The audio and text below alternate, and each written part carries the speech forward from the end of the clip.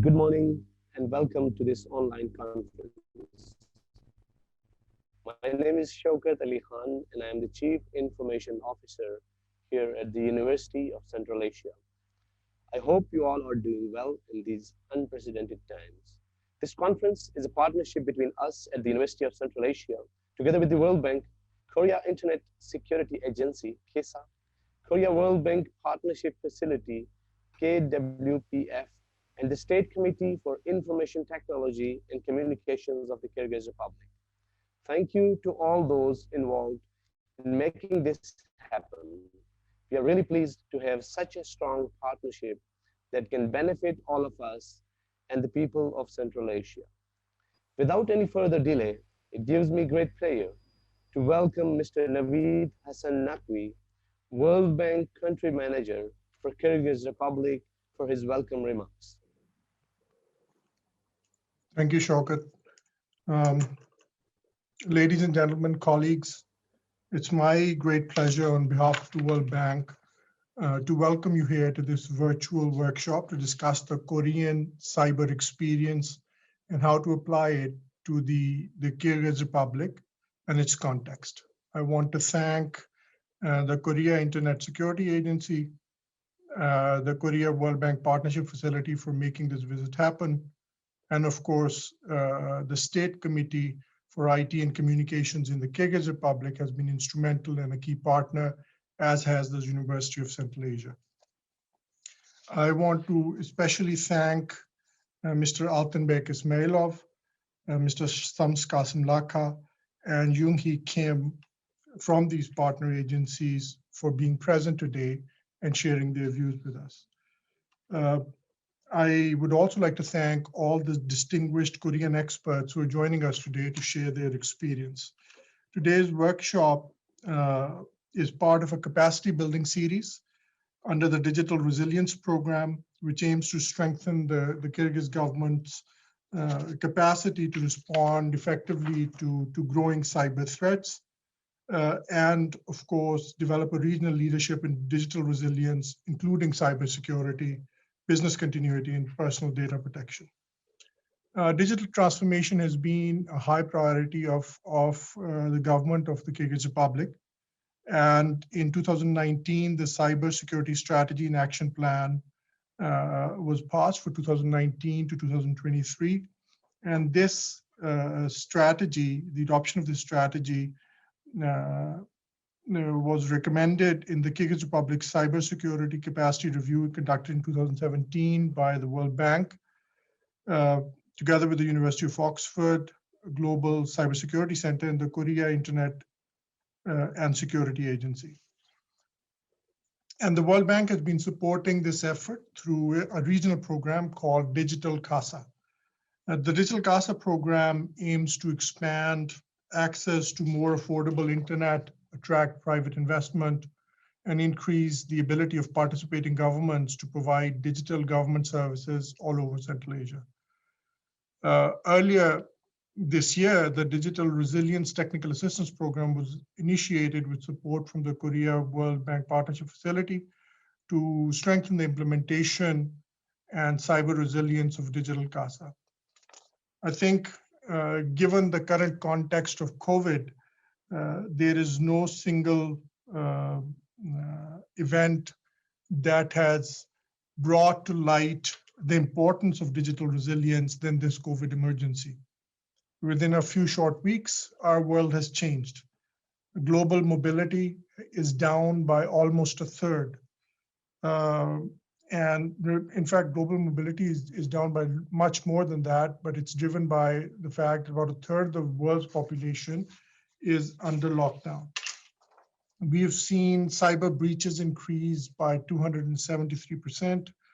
We've seen malware, COVID-themed malware attacks increase by 600%. But there are also positives that have come out of this, this crisis. And what we've seen is that there's almost a 50% increase in the use of wireless data. There's a 700% increase in the use of video conferencing. The world is very quickly going digital. It's a once in a generation challenge, but it has also speeded up adoption of digital technologies. So clearly there's a pathway out of this current crisis, and building digital resilience is a key ingredient of that pathway. So to conclude, COVID is a wake-up call to accelerate digital transformation. I think it is also important to make sure inequalities within countries and between countries do not grow, because access to the internet and to digital resources is a key determining factor of how well you're able to cope with shocks such as the one we're going through. So the World Bank stands ready to partner with all governments and societies to help achieve digital resilience. With this, I'd like to thank all the participants. We have a very impressive lineup of speakers today, and I look forward to their presentations and learning from them. I want to thank you all for participating. Over to you, Shaukat. Thank you very much, Naveed. Thank you very much for your team, also for organizing this event. Without World Bank's efforts and your engagement, it would have not been possible. Thank you very much. May I now invite Altanbek Ismailov, Chairman, State Committee of Information Technology and Communications, for his opening remarks. Thank you, Shaukat. Уважаемый Навид Хасан Накви. You're on mute. Okay, go ahead, please. Еще раз добрый день, уважаемый Навид Хасан Накви, уважаемый Чон Хи Ким, уважаемые участники конференции. Позвольте поприветствовать вас от имени Государственного комитета информационных технологий и связи Кыргызской Республики и поблагодарить за организацию данного мероприятия. Считаем, что конференция является своевременным мероприятием для изучения новейших подходов для обеспечения цифровой устойчивости. Я очень рад, что в рамках проекта Всемирного банка по цифровой устойчивости у нас складывается уникальное партнерство между банком, Корейским агентством интернет-безопасности, Университетом Центральной Азии и многими другими нашими партнерами, которые будут продвигать данный проект еще дальше. И я думаю, что эта конференция является очень важной частью мероприятий по усилению компетенции государственных органов Кыргызской Республики в части цифровой устойчивости и кибербезопасности. В рамках реализации концепции цифровой трансформации Санарип Кыргызстан правительством Кыргызской Республики начата амбициозная программа цифровой трансформации страны, в рамках которой на стадии реализации проектов по развитию национальной информационно-коммуникационной инфраструктуры, по расширению сфер применения ИКТ в органах государственной власти и местного самоуправления, где одной из первоочередных задач стоят вопросы безопасности в цифровой среде. Также при координации Совета безопасности и Государственным комитетом информационных технологий и связи инициирована стратегия кибербезопасности Кыргызской Республики 2019-2023, а также план мероприятий по реализации стратегии, утвержденные постановлением правительства Кыргызской Республики от 24 июля 2019 года.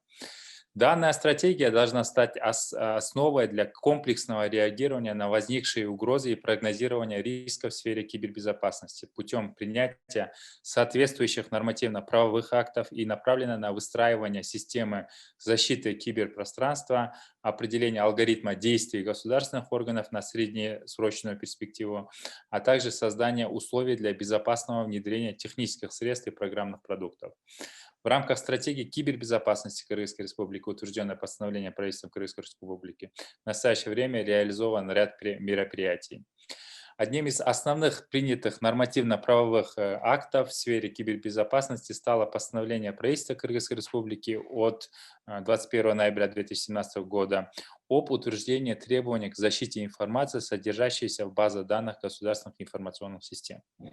Основная задача данного постановления является определение мер по защите информации, установление требований к использованию информационных технологий в государственных органах, к организации кибербезопасности, государственным используемому программному обеспечению, средствам криптографической защиты информации, технологическим платформам, аппаратно-программным комплексам, информационным системам, ведомственным сетям телекоммуникации, системам бесперебойного функционирования технических средств в соответствии с законодательством Кыргызской Республики.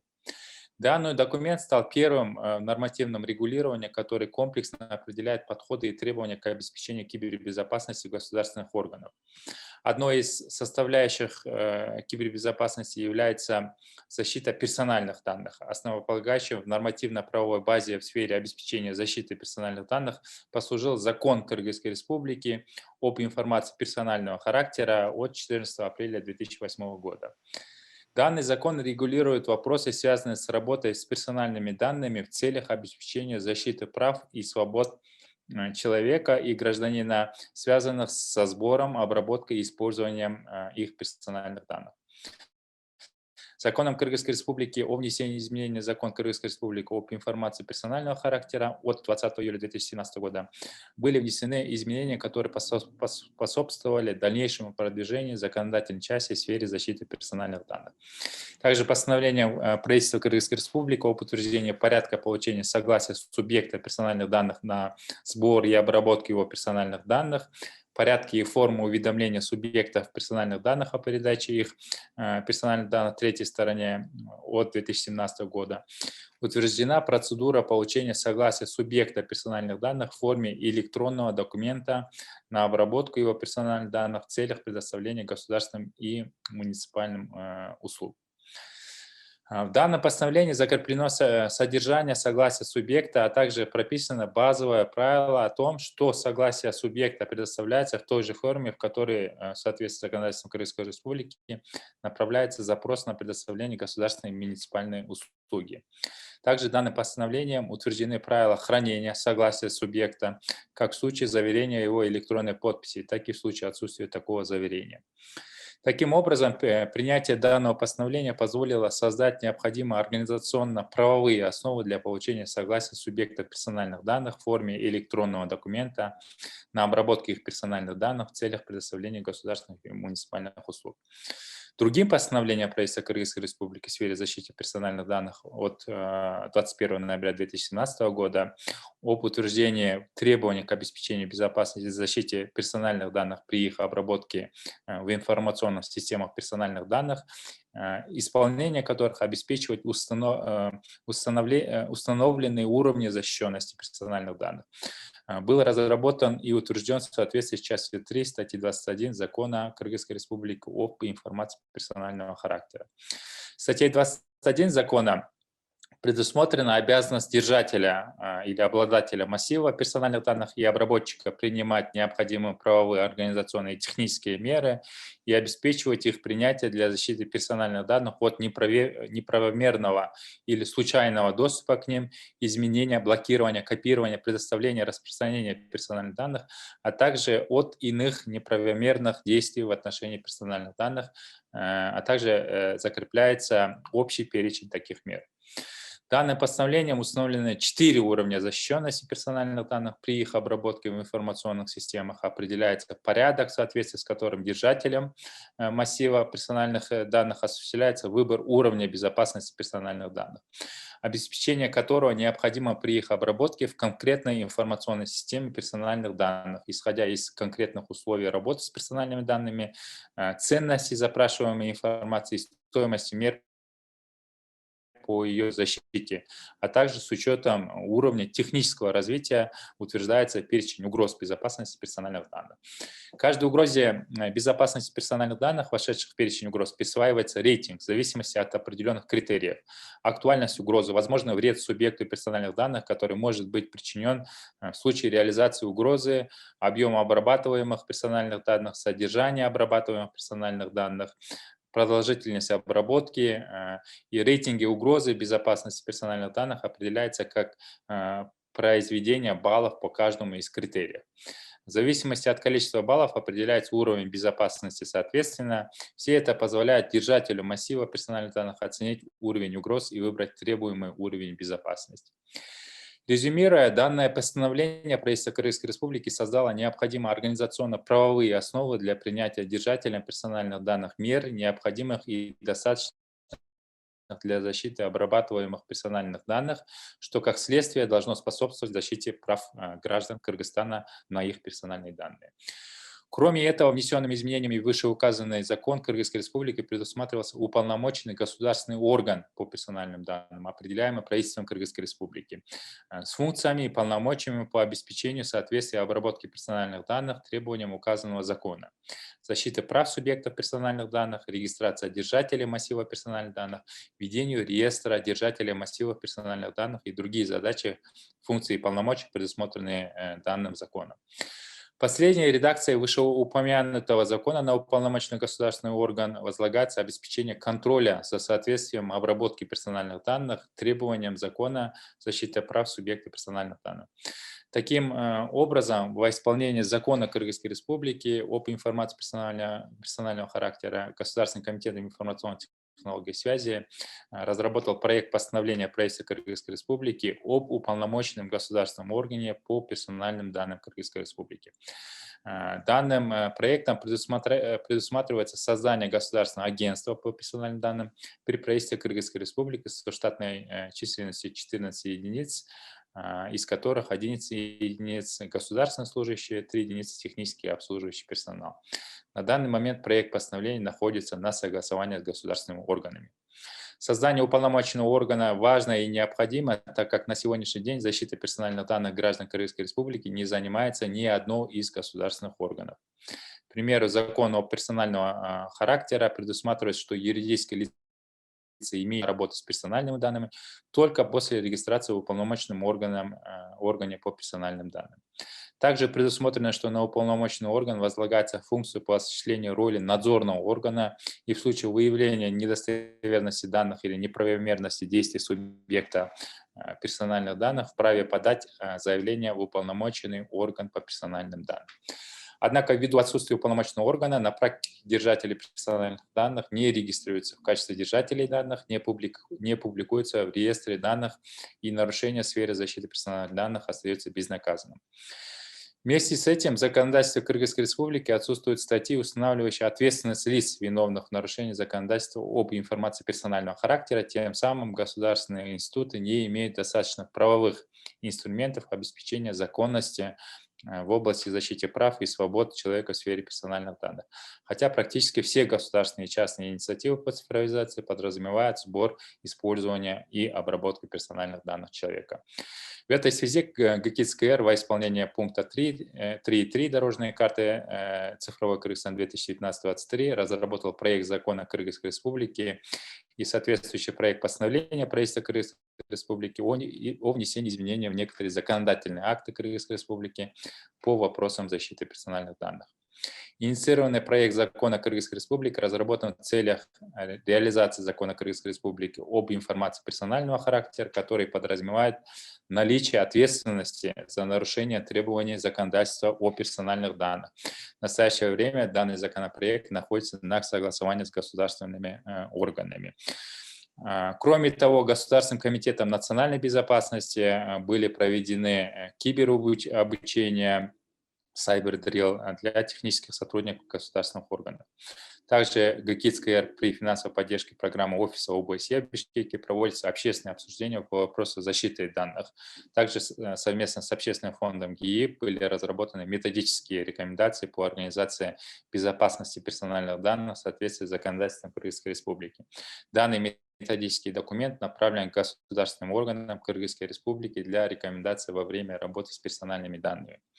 Уважаемые коллеги, я дал небольшую, скажем так, законодательную базу о той работе, которая проводится на данный момент. Я хотел бы сказать о том, что вопросы персональных данных, кибербезопасности и кибербезопасности воспринимается очень серьезно в нашей стране, подготавливаются соответствующие нормативные правовые акты, но для того, чтобы вот это весь механизм начал работать, разумеется, перед нами стоят вопросы обучения сотрудников и вопросы того, чтобы создать какие-то технические, скажем так, оснащения по обеспечению цифровой устойчивости.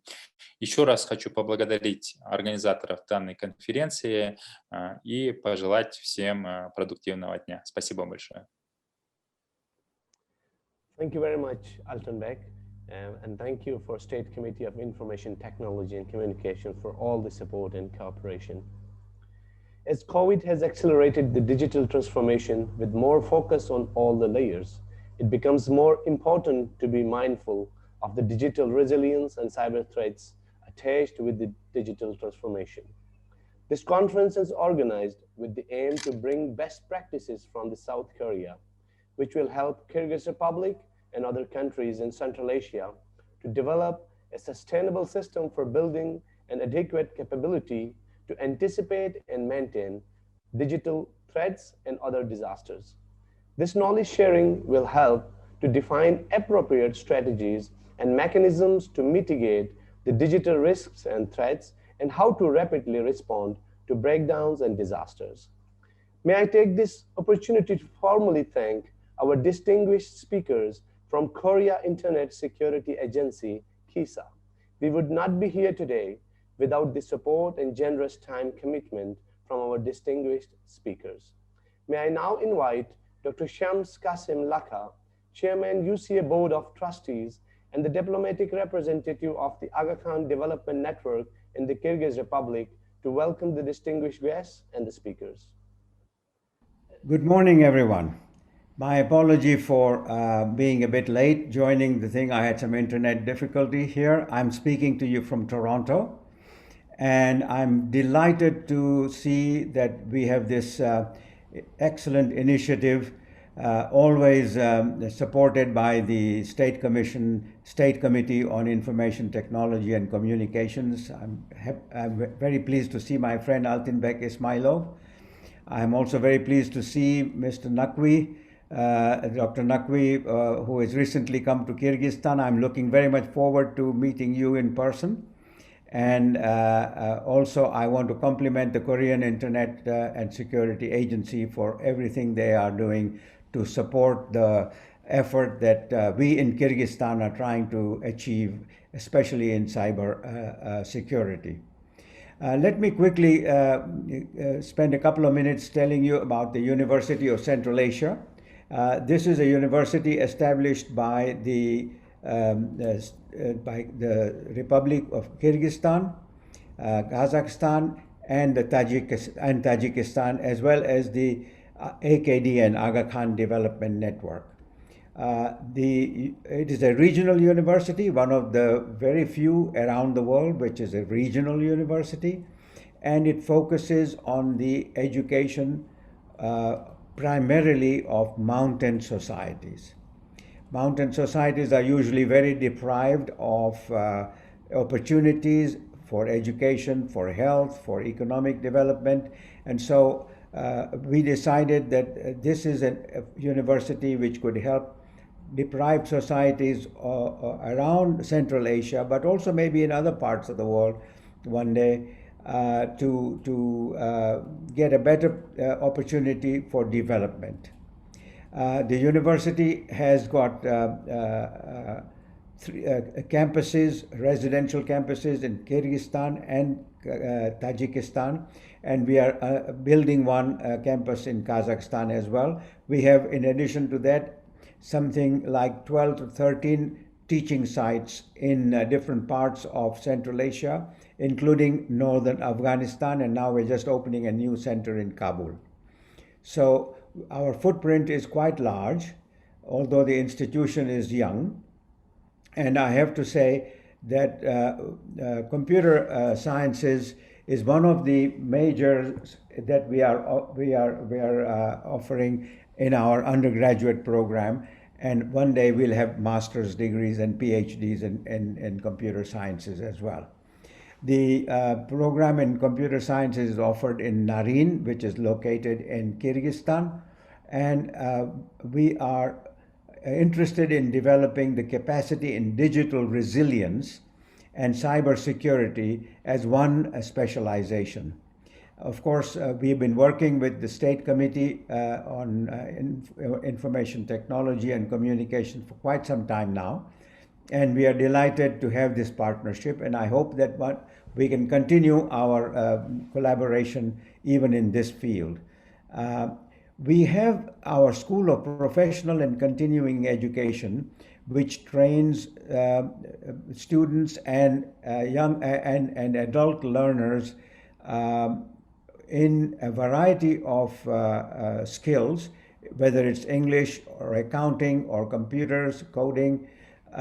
We have a number of programs which I think could then support also cybersecurity training for government officials, for the corporate sector and the private sector as a whole. So if these ideas emerge into something more solid, I'm very hopeful that the University of Central Asia can participate in the training and of course in the curriculum development with the help of our Korean friends.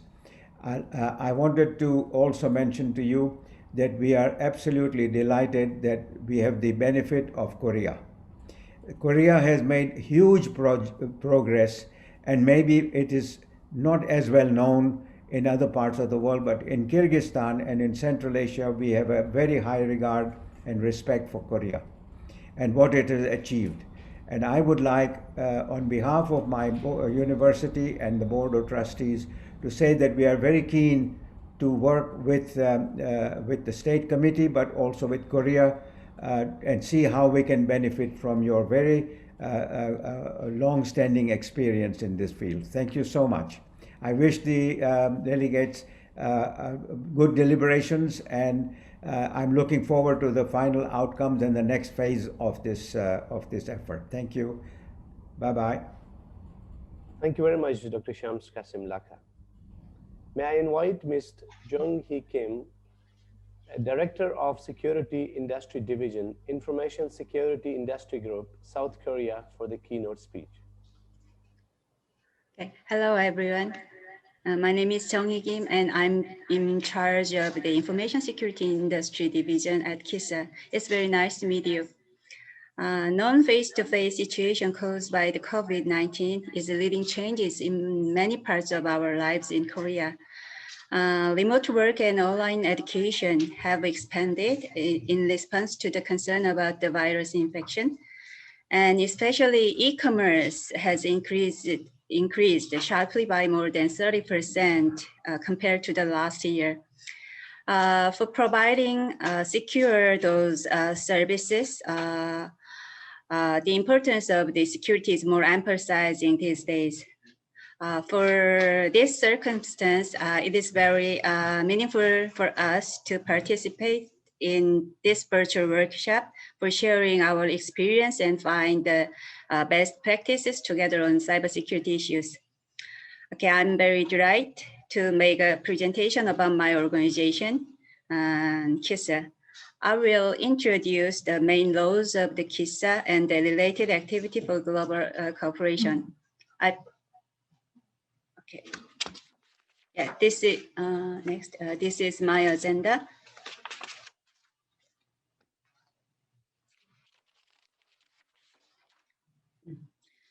Okay, the Korea Internet and Security Agency is the organization specialized in the information security in Korea, established and budgeted by 100% by the government. Currently, there are over 730 people, of which 500 are engaged in the cybersecurity and personal data protection work. Our key activity have 3 pillars for achieving its vision of creating a safe society in digital environment. They are first, cyber incident response, second, personal data protection, lastly, security industry promotion.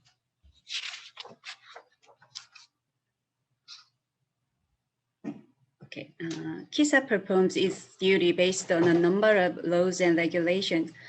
Several laws on the cybersecurity and the personal data protection are related to KISA. Among them, the Act on Promotion of Information and Communication Network Utilization and Information Protection, is the law that laid the groundwork for the foundation of KISA and give fundamental connection with the private sector. Next, our main activity.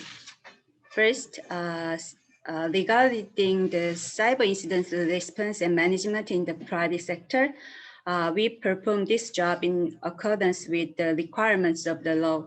Prevention and management, detect, response and recovery, incident analysis, lastly, share and cooperate. For example, when there are cyber incidents, we are gathering the information and disseminating them to the company to prevent the related attacks. We also alarm the cyber threat, which are related to malware and vulnerability and etc. If the incidents are serious one, as like a huge DDoS attack, we do emergency response with the telecommunication company to block the malicious network traffics and provide technical support to recover the operation of the company's information system. And in its user case, the software has the security vulnerabilities because software is not static, but the continuous evolving thing. When we catch those vulnerabilities, we request the developer and the service provider to patch and update their software and service for preventing the propagation of the attack. Next, regarding the personal data protection, we are pursuing advanced policy through improve the laws and regulation and strengthen the global cooperation. It includes laying the groundwork for de-identification measure for privacy and promoting reciprocal adequacy of EU GDPR and international cooperation such as the APEC CBPR. Furthermore, we support the industry to have data protection capability by promoting voluntary regulation and tightening the inspection and supervision of their security management. The third one is for promoting the security industry. We are enhancing the competitiveness of security products by providing test environments and certification services to the private sector, to the companies. We provide a variety of the test bed for general products as like a firewall and for IoT devices supplied to the smart home and smart energy and transformation and etc. We are also committed to training security professional by operating a practical training site. And we also put a big effort to security research and development and operate cluster to support step-by-step growth of the startups while doing expert assistance through our overseas posts. Finally, in order to raise the security awareness levels, we operate a regional security center to support small and medium enterprise and operate some kind of system such as the information security disclosure so that the private sector can expand investment in their information security. The last part of my presentation is about our global cooperation activity. In order to proactively respond to intelligent cyber threats, it is most important to establish a robust logical network between the countries. To this end, we are cooperating with various countries. I will introduce those kind of activity. First, I'd like to introduce the CAMP, Cybersecurity Alliance for Mutual Progress, which launched in 2016. CAMP is a membership-based platform established by the KISA, and it is aimed to strengthening the cybersecurity awareness and capabilities globally. As of October 2020, CAMP has the 61 member organization from 46 countries. The main activities of the CAMP are exchange of recent cyber threats and cybersecurity issues around the world. Member organizations can benefit in many areas and can strengthen their capacity through the collaborative activities such as the sharing information on security issues, human networking with the security experts. Additionally, it holds many joint workshops and seminars with the countries who are interested in 3D information sharing, knowledge sharing of the best practice, and cybersecurity awarenesses. The last one is in KISA, we have established a Global Cybersecurity Center for Development, GCCD, which is the platform for capacity building on cybersecurity. It has several training and consulting programs to enhance the cybersecurity capacity to prevent and respond to the cyber threats, and to raise more national readiness to cyber attacks, and also to set up the national cybersecurity policy and the strategies. Okay. This is the end of my presentation. Thank you for your attention, and I hope to find us the more activity to collaborate with the enhance our capacity. Thank you very much. Thank you, Ms. Jung-hee Kim. Thank you for all the support from your team at the Korea Internet Security Agency in organizing this conference. May I invite my co-moderator for this conference, Mr. Seong Jae Lee, General Researcher from Korea Internet Security Agency, to introduce and invite the experts from KISA. Thank you, Ms. Kim, and thank you, Mr. Khan. Hi, everyone. My name is Seong Jae Lee, a General Researcher of KISA, Korea Internet and Security Agency. You're on I'm mute, going to, I think. I'm going to take over the microphone from the Mr. Khan, and I will moderate the second half of the virtual workshop for Kyrgyz Republic.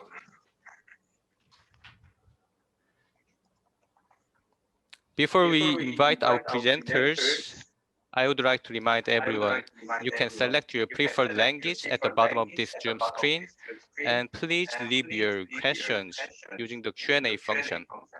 We will try to take some of them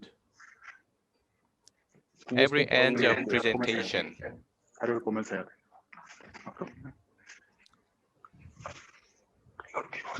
All right, let us begin with session 2.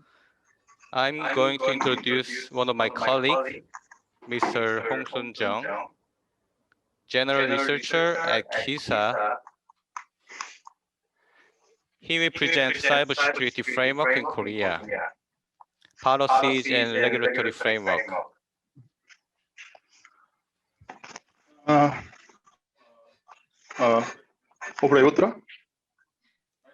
Right, this is good morning in Russian language, right? So my name is Hong Sun Jung from Korea Internet and Security Agency. My job was to coordinate the internet incident with other countries and national research in the past. I'm sorry, but do you hear me? Try to detail. Okay. Research, and I used to stay in Costa Rica for around 3 years and 2 months for participating in Costa Rican's CERT program, and also used to stay. Okay. 이걸로 돼요, 이걸로. 내가 지금 하고 있어. It's okay. And stayed more than a year in Central American Bank until last year, and I came back KISA headquarters. I'm in charge of providing some services for supporting small and medium-sized enterprises of Korea. That's what I'm doing now. So what I'm going to talking about today is that cybersecurity framework in Korea. I know it's a kind of really boring thing, the regulation or policies or framework. So I'm going to I'm going to talk about some small talk about CERT and CSERT, the concept of that, and then I'll talk about trend and master plan of Korea and national cybersecurity framework.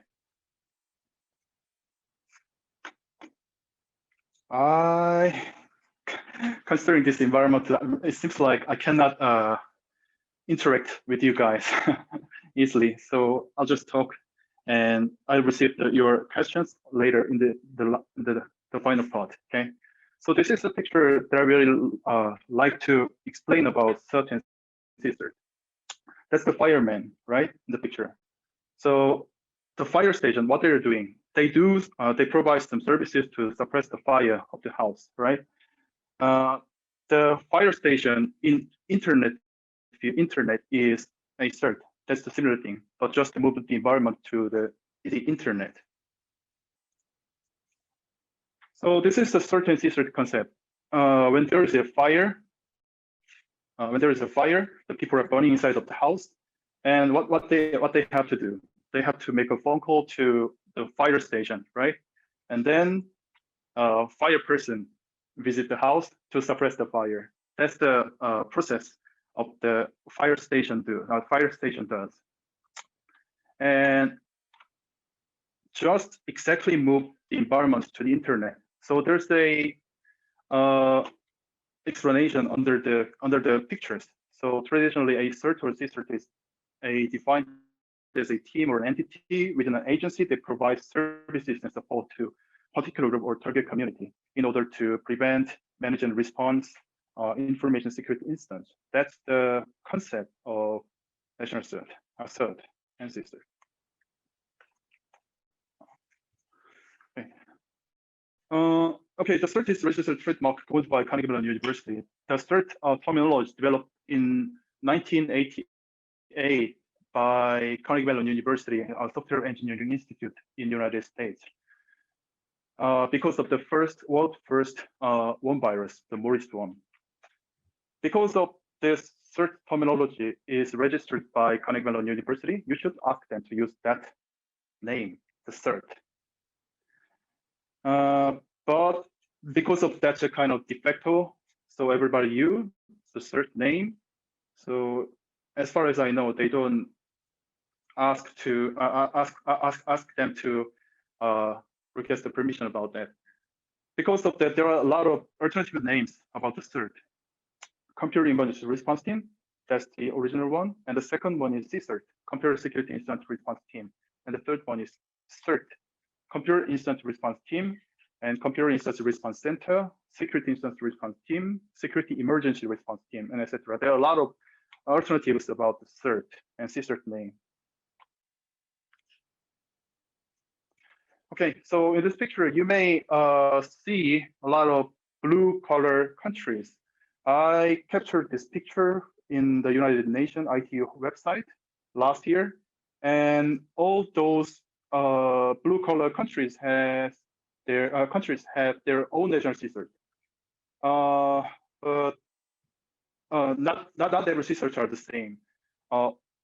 Let me explain about Korean CERT. In case of Korean CERT, there is a Ministry of Science and ICT, and under the KISA, under the Ministry of ICT Ministry of Korea, there is a Korea Internet and Security Agency, KISA. And inside of KISA, there is a Korea KRCC as a department of KISA. And in case of Australia, originally they created their national CSERT in the Queensland University at the very beginning. They started as a academic CERT, but they transferred, they moved after the Autonomous General Department of Australia, their function naturally moved to the government.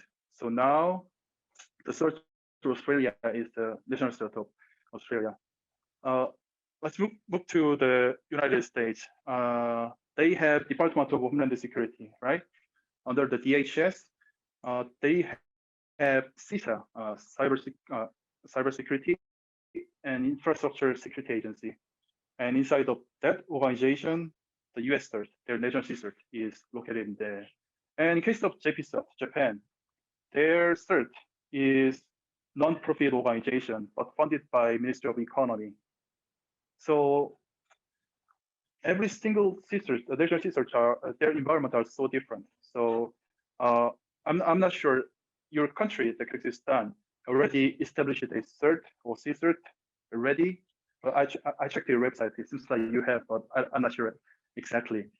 But it doesn't matter whether it starts from the university or country or the government or anywhere. But the main function of the national security is to coordinate the internet instance.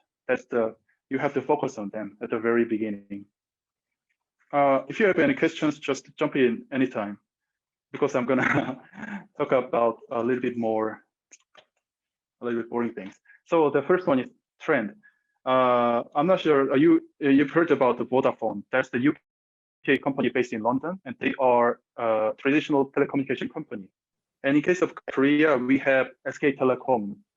They are also a mobile and telecommunication company, which is the biggest one in Korea. And the common thing that they have both is providing legacy telecommunication services to the people. But what they are doing now is that they are transitioning digital transformation to the other sectors like IoT, right? For example, the recent case from SK Telecom, they developed a software and appeal to the farmer. The farmers, they feed the kill to their cows, and then they can check their health condition and which day is perfect to get pregnanted, and any disease or problems inside of the cow, they can check from this pill, the small chip inside of the in the body of the cow.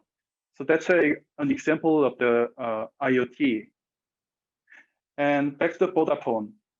There, if you visit the website, you may check around 78 best practices they have done to their customers, especially in IoT. So smart meters, that's one of the most familiar thing you can, I think.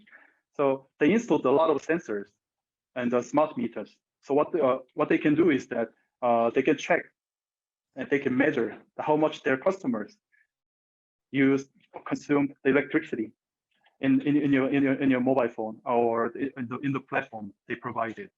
So, and if there is any problems in the smart meter, they can check which one has the problem, so they can visit that place to fix that machine. So all these things are the recent trend, not only in the traditional telecommunication sector, but it is now transforming to other sectors. So I just gave you an example about IoT, right? Internet of Things. So that's the trend you have to think about and you have to care about. Okay, so the environments are changing. That's what I wanted to share with you. So cyber threats, it's the same thing.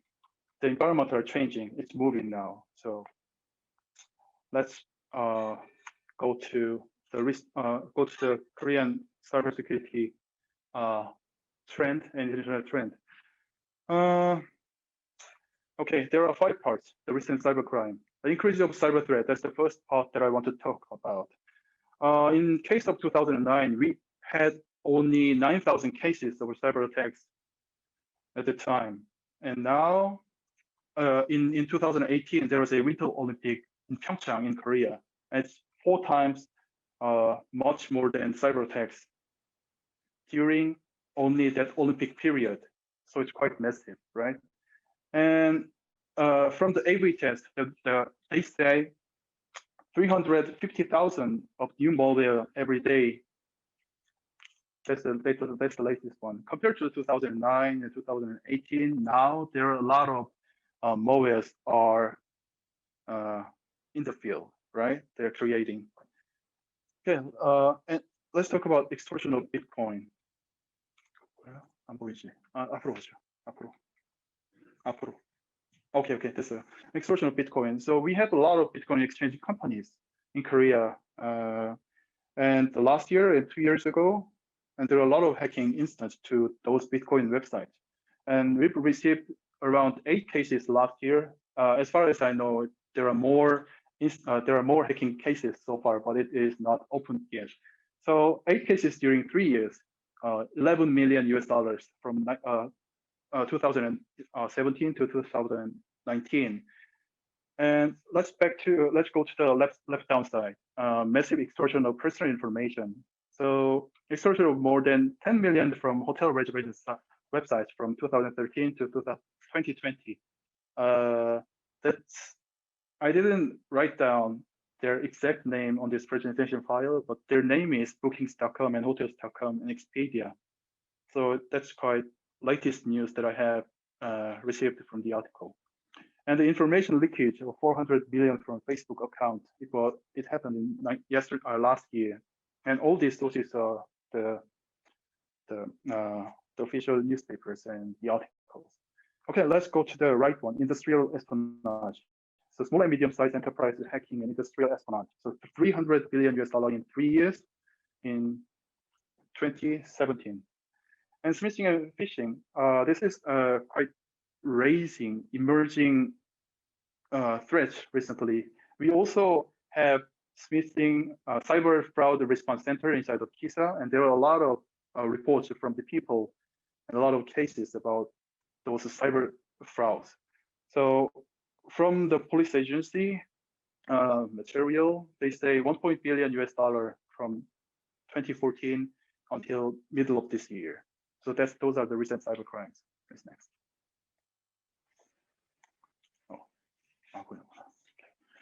Okay, so by these things, the coming cyber threats are like this. The first one is smart home, the second one is smart factory, and the other one is autonomous driving and digital health. Like everybody knows, the Amazon Alexa and the Google and Apple, they are selling their AI speakers to the people. And I also have Amazon Alexa in my home for my kid, and also my mother, she also has KT AI speaker in her house, in her home. So IoT and home appliance can be used as a new target of hacking. In case of 2018, IP camera of 4,648 exposed to privacy, and 4 million of AI speakers introduced in Korea house last year. So everyone can assume that it's going to be the problem in the future. This is the coming cyber threat. And in case of smart factory, without cybersecurity, potentially a massive target. Taiwanese company were hacked, and just one day they lost a lot of money just for one day by stopping the smart factory, their plant for manufacturing semiconductor, right? And power plant in Venezuela was hacked, and 0.4 billion social price they had to pay for that. And in case of driving, because of now the 5G and the drones are more popular than before, so it's we are now exposed to the hackers. If that new technology has vulnerability, right? So security researchers found vulnerability from the cars.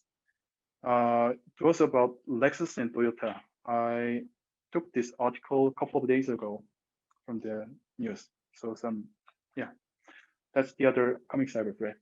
And the last one is digital health, life-threatening digital health care. So US FAD announced that the heart transmitter could be hacked, and there was 500K, so it's 500,000 of recall in 2017.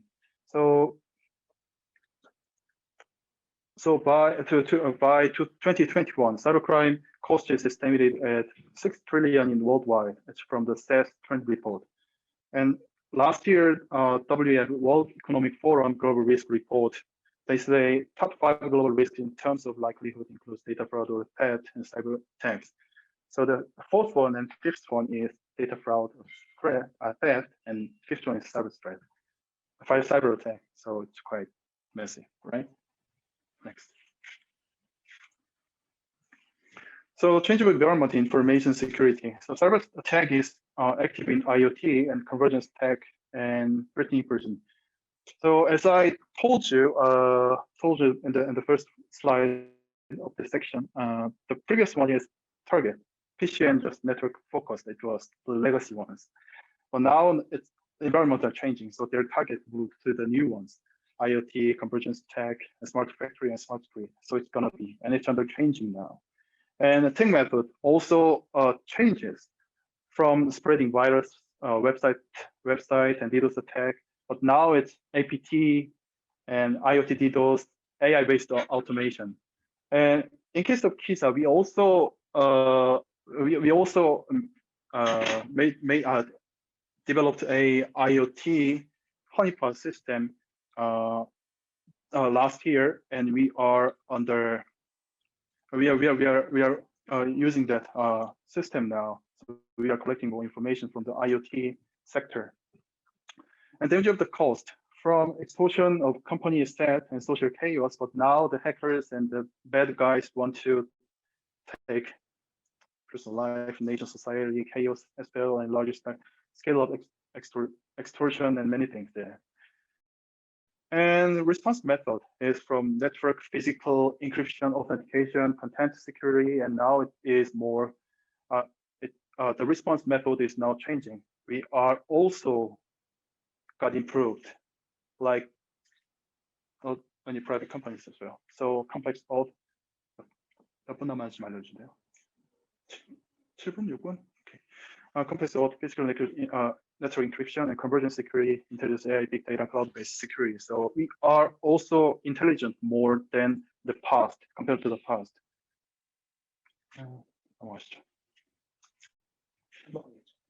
넘어가시죠. Next.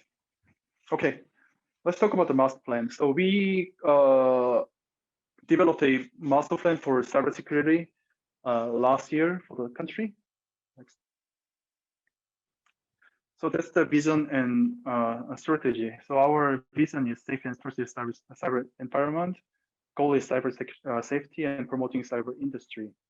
And strategy is expanding cyber safety. And the second one is fostering a stronger cyber security industry. And the third one is strengthening the security foundation. By this, we expect rapid response on ICT cyber instant and expand the market up to 50%.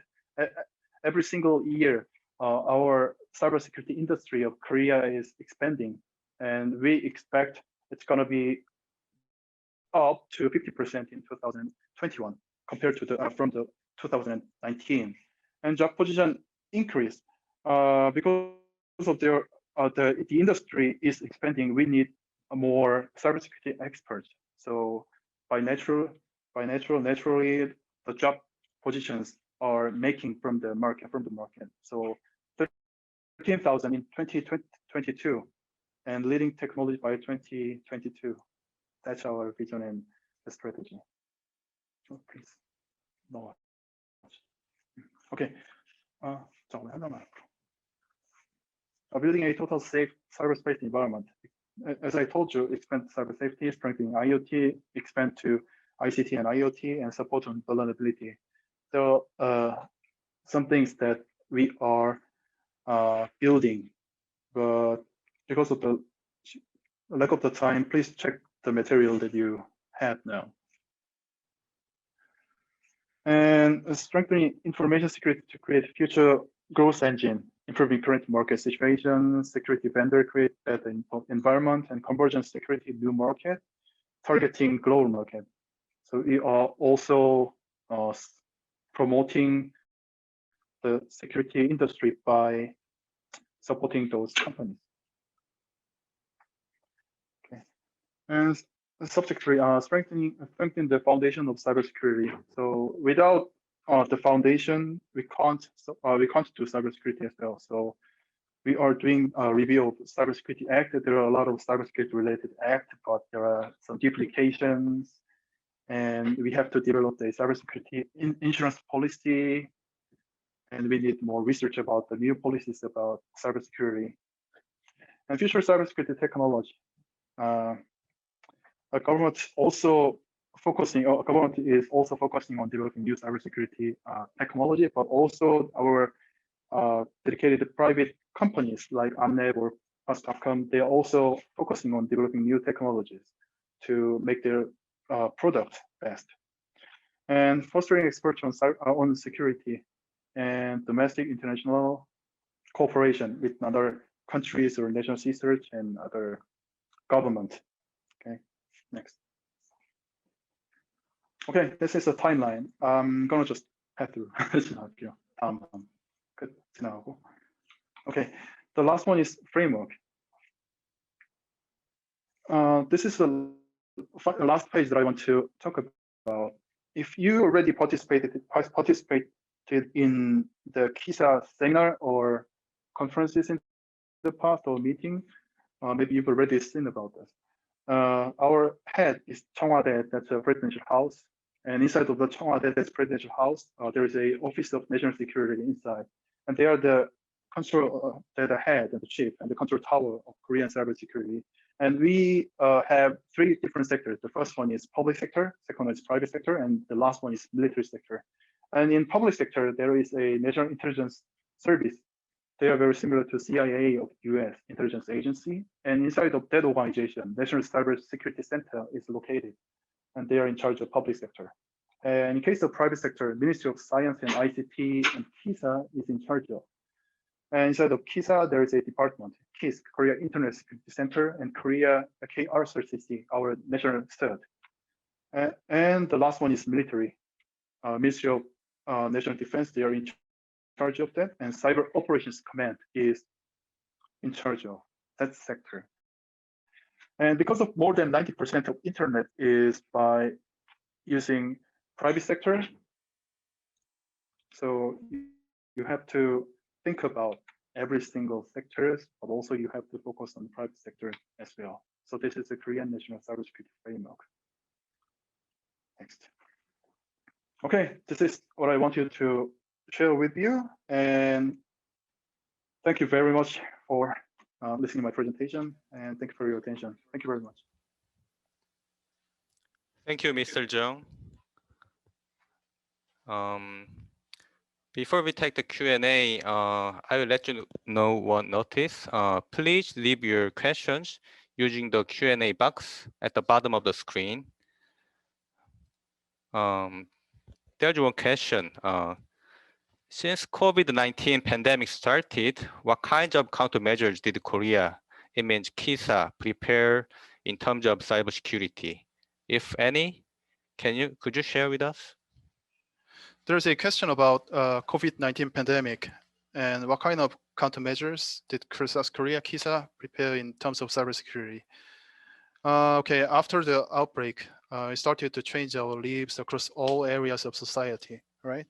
So from the policy side, we developed cybersecurity guidelines for remote working. And after the spread of COVID-19, companies and institutions have adopted teleworking policies. And we KISA also used to work at home twice a month, you know, which that our policies allowed us to stay around 2 or 3 days per week. But you know, I had to go to the office frequently to do work. And there had been cases of people taking advantage of the COVID-19 outbreak to crack passwords and send missing messages to hack smartphones and PCs. And also hacking emails have been sent out from both inside and outside of Korea. And also there were more than a dozen cases reported of the ransomware attacks aimed at the companies. And so what we had done is we published cybersecurity guidelines to the people, like ensure your computer is up to date and update your antiviruses and set a password for your home router and update the software. And there are total 12 topics we published it to the people. And in case of technical side, KISA and KRCC, we've been intensively monitored major websites. Those major websites include government website and major private websites, the big one like Google of Korea and the bank and the broadcasting companies. And they received many massive attacks in the past at the time. And in addition, mask manufacturing companies, biochemical companies, which are related to COVID-19, we also provided free web security vulnerability check and provided web security tools to the online education and meeting companies as well. And we provided DDoS shelter services to those companies as well. regarding DDoS shelter service and other technical our technical services. I think the next presenter, Mr. Jung Min Sung, is going to talk about this soon. Thank you, Mr. Jung. Next, I would like to introduce our presenter, Mr. Min Sung Jung, a Deputy General Researcher of AI Big Data Security Team at KISA. In this session, he is going to share about KRCERT Coordination Center. Hi, everyone. My name is Min Sung Jung, and you can call me as a Chris. And I'm an AI security researcher at KRCERT, as known as a KISC, which I will introduce at the later slide. I have been working for 7 years at KISA and have been in charge of various tasks at KISA, such as malware analysis, intrusion, accident analysis, and AI system development. Next, please. In this session, I'm going to cover what KRCERT is and what KRCERT does. Next, please. Mr. Jung, sorry to interrupt. Could you turn on the video? Oh, okay. Just a minute. All right, we're gonna see your face. Okay. The Korea Internet and Security Agency, KISA, is the Ministry of Science and ICT's sub-organization dealing with the allocation and maintenance of South Korea's IPv4 and IPv6 addresses spaces, and autonomous system numbers, and the KR country code top-level domain, and also responsible for cybersecurity of the internet within South Korea. And also we run the Korea Computer Emergency Response Team Coordination Center, as known as KRCERT, for the private sector of the country. Other roles include, but are not limited to, promotion of safe internet uses and the internet culture, and detecting and analyzing malware on the web, and privacy protection, operating root CA, education on internet and cybersecurity, and various other cybersecurity issues. And the organization was created in July 2009 as 3 different agencies were merged into the organization. The Korea Information Security Agency, KISA, and the National Internet Development Agency, called as NIDA, NIDA, and the KICA. KRCERT, which is an internal division of KISA, is a CCERT with a national responsibility and a focal point of contact for the Korea on the international cybersecurity incident handling. It cooperates and interacts locally with the National Cybersecurity Center in National Intelligence Service of Korea, and relevant stakeholders, including local internet service provider and cybersecurity vendors, and so on. It also interacts with the other national CCERT and global cybersecurity vendors. The KRCERT has a membership of APCERT and Forum of Incident Response and Security Team First. Next slide, please. And this slide you see here is the Korean governance system in the field of cybersecurity. The Blue House is a presidential institution like the White House in the United States. Under the institution, there are divided into 3 sectors: public, private, and military. And NIS, National Intelligence Service, is in charge of cybersecurity in public sector, as you see on the left side.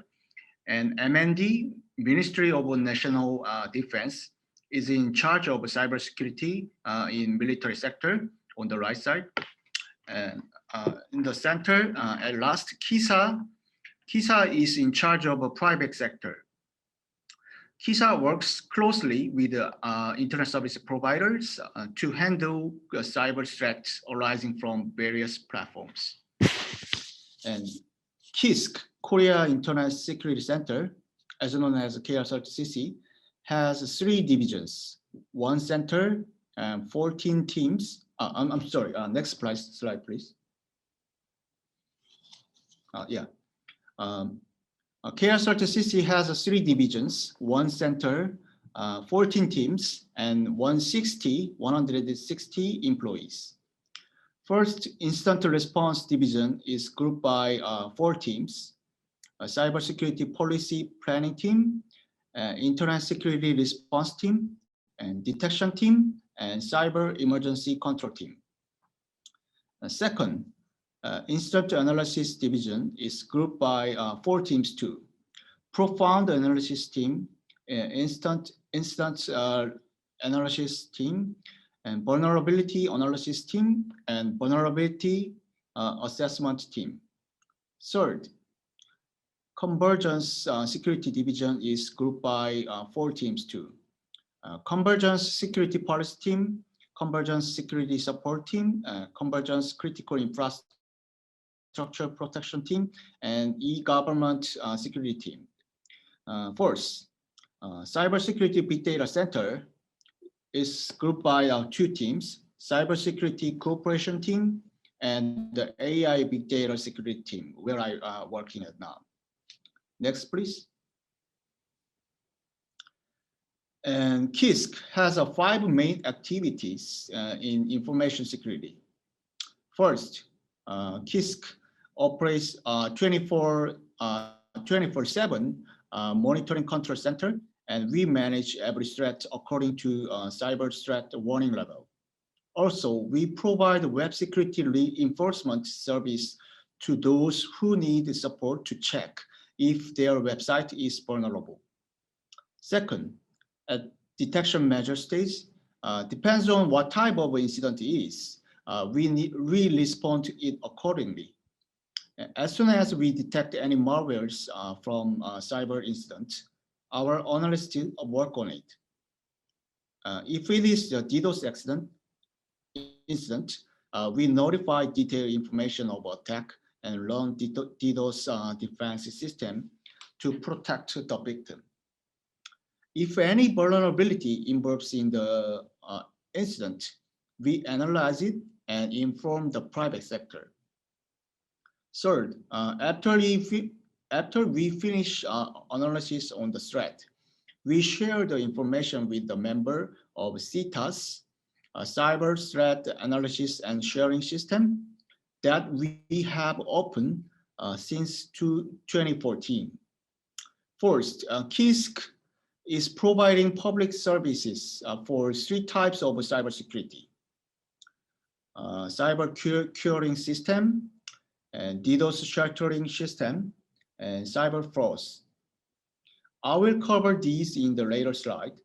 And fifth, KISC closely cooperates with global organizations such as Foreign National Search and Cyber Threat Intelligence Network and CAMP. Next, please. And next. Next. Next. And this picture shows our Security Operations Center, which operates 24/7 for early detection and response to emergency situations. Our SOC is a window for joint response sectors. In case of a fire accident, we dial 119 in South Korea, just like a 911 emergency call in the United States.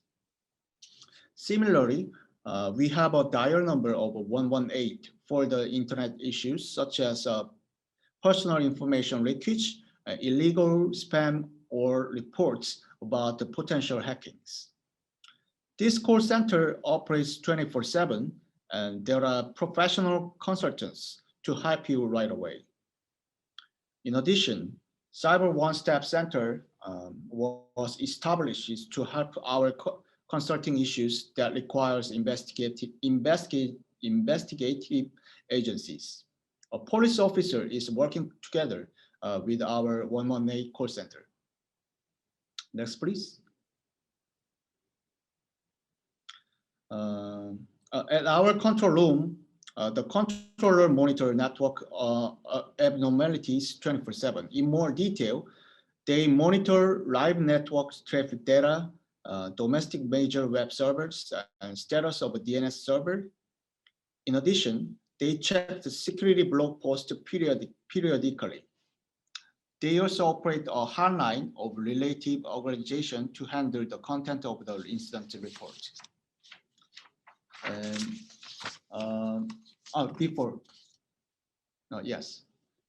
and this is a cyber threat warning level. In Korea, cybersecurity is defined as one of the crisis situations that must be managed by the government.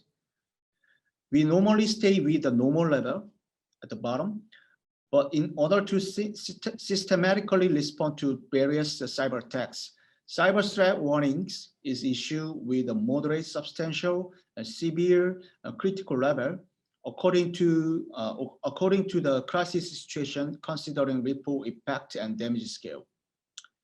As the warning level goes up, the number of monitoring agents for SOC is added, and KSRTCC is converted into an emergency response.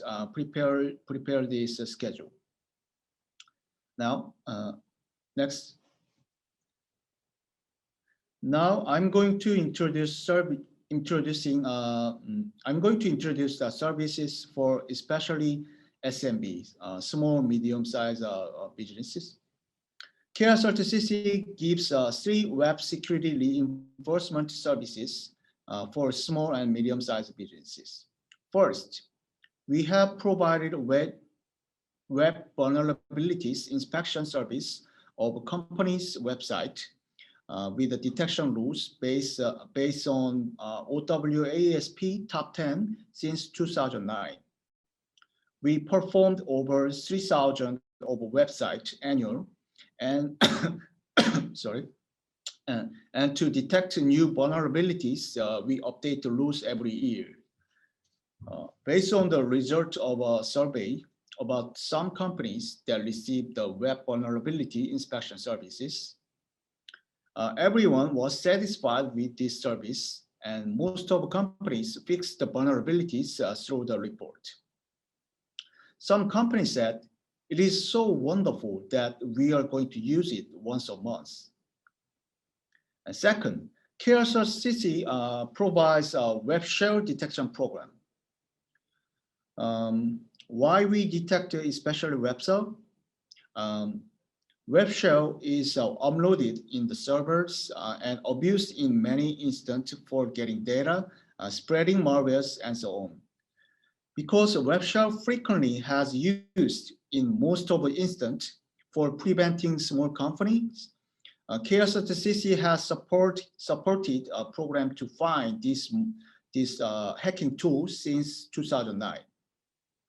We recently actively strive to detect web shell by providing whistle to web hosting companies that are widely used by SMB.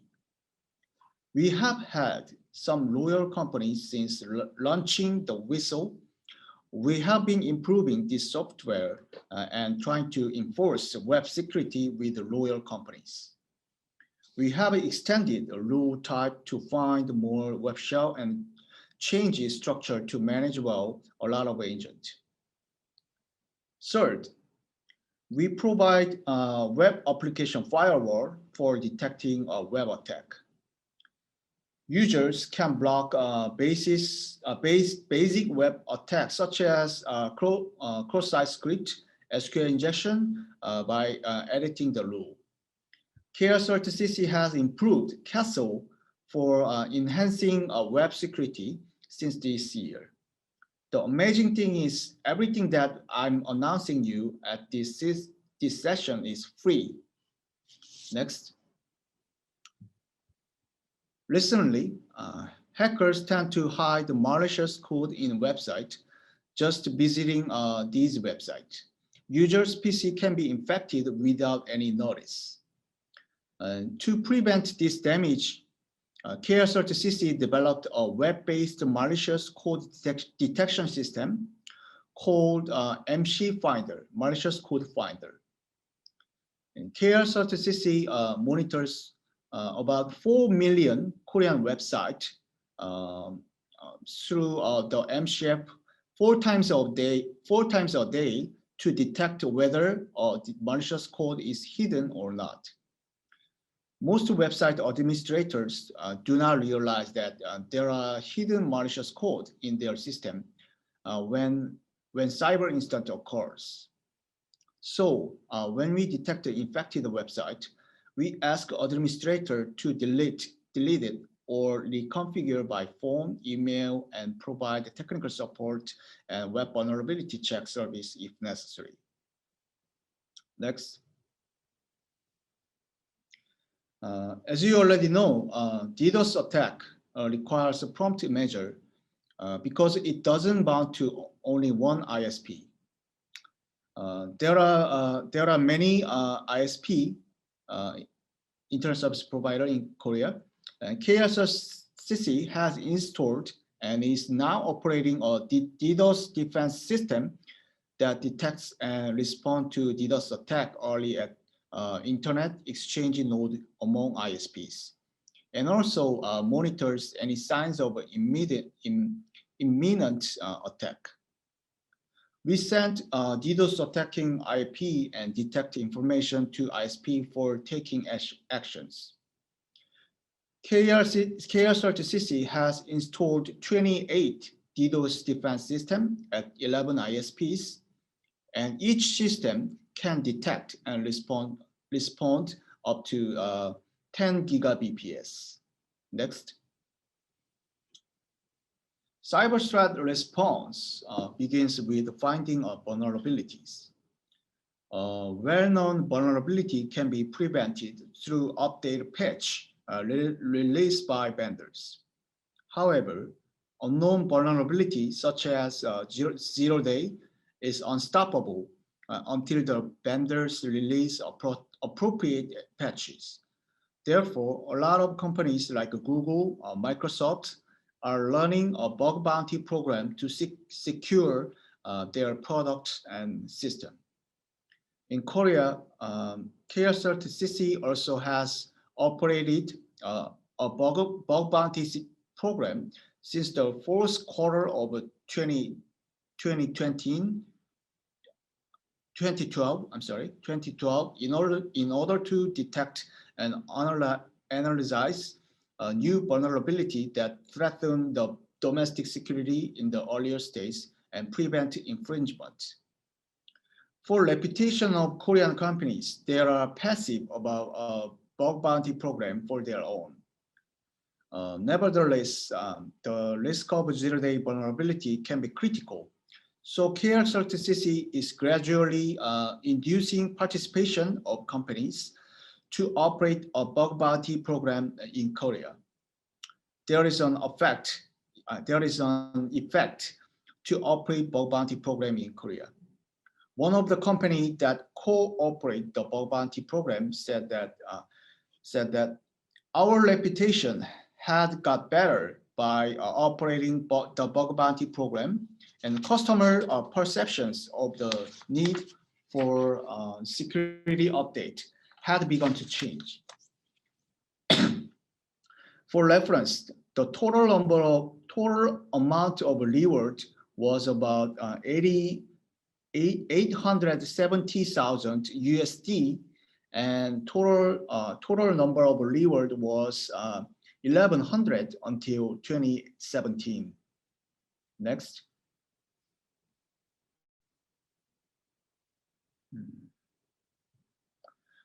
We have a malicious code specialist in the KSRTCC to analyze malicious code. There are nationally and internationally critically. Especially, we provide technical support on evidence gathering remote on the victim side on the private sector. About 3,700 cases of malicious code are being analyzed, and we dispatched our expert more than 300 times to the victim site for investigation annual. I'm sorry, sorry for interrupting. This slide is number 13 or 14?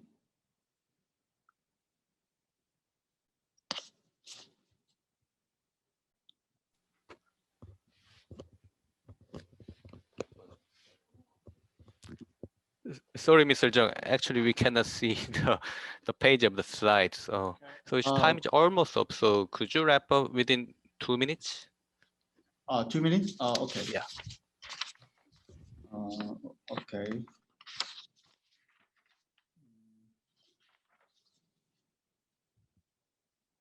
Okay. Okay.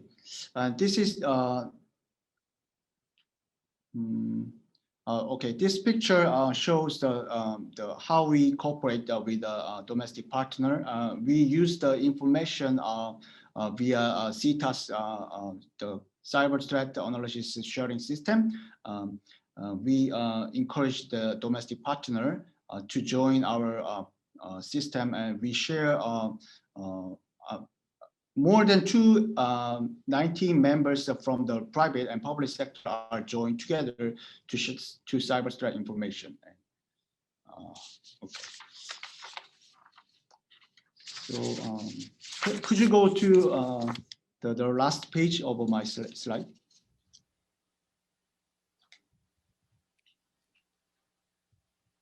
Okay.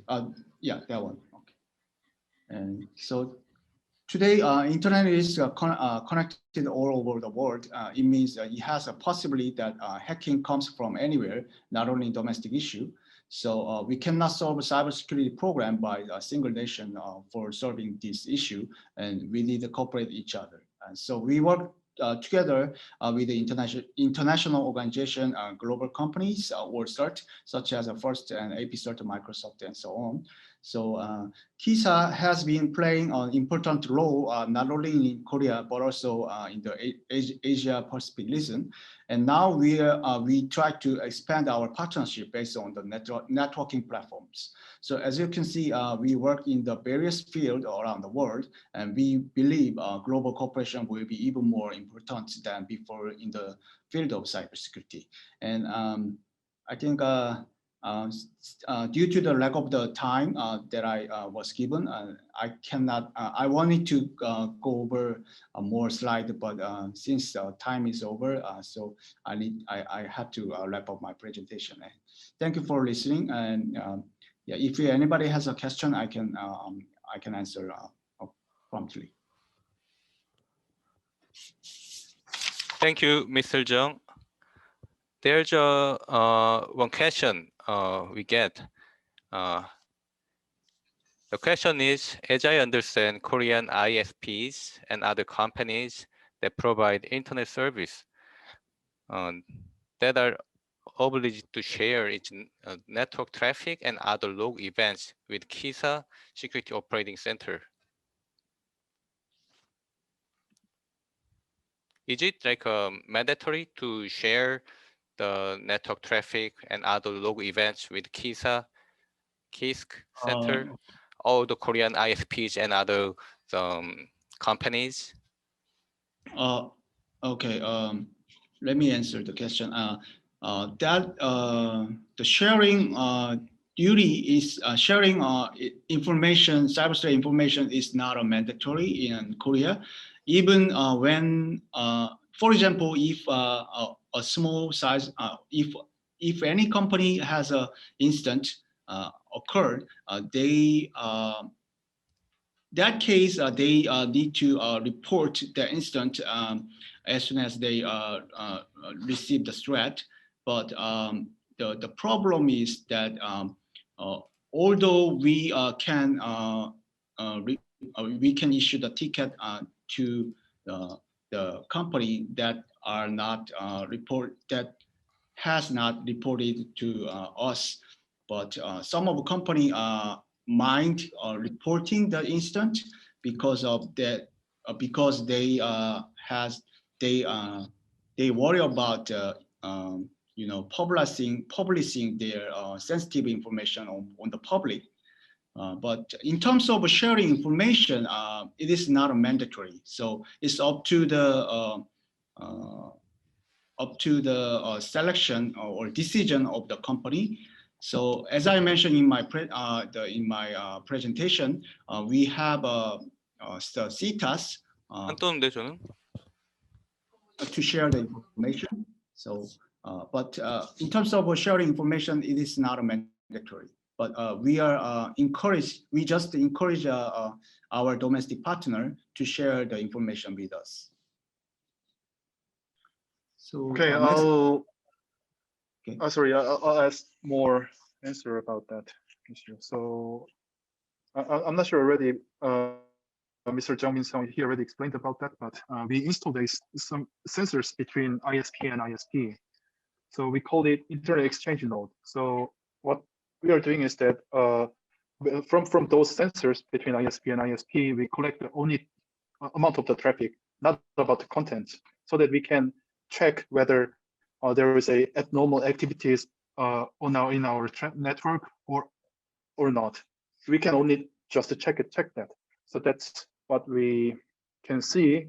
And in case of the company, when they got hacked, they had to report to KISA or ICT Ministry based on the law. Providing the details of information, it is not mandatory, as Mr. Jung said. And about this, I hope this answer is okay to Mr. Evgenil Soy.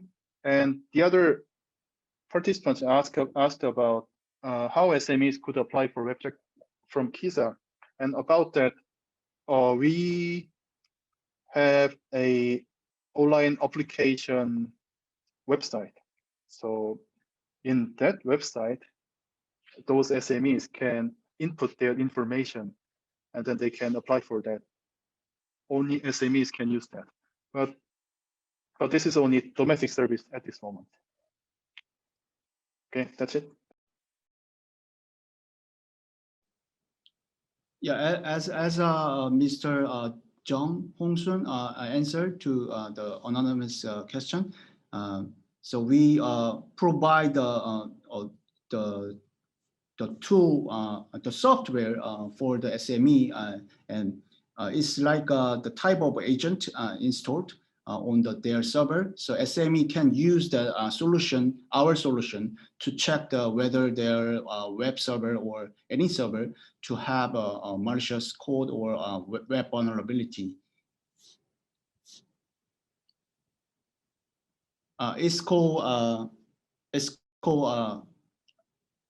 CASA, as I mentioned in my presentation slide. So is there any other question?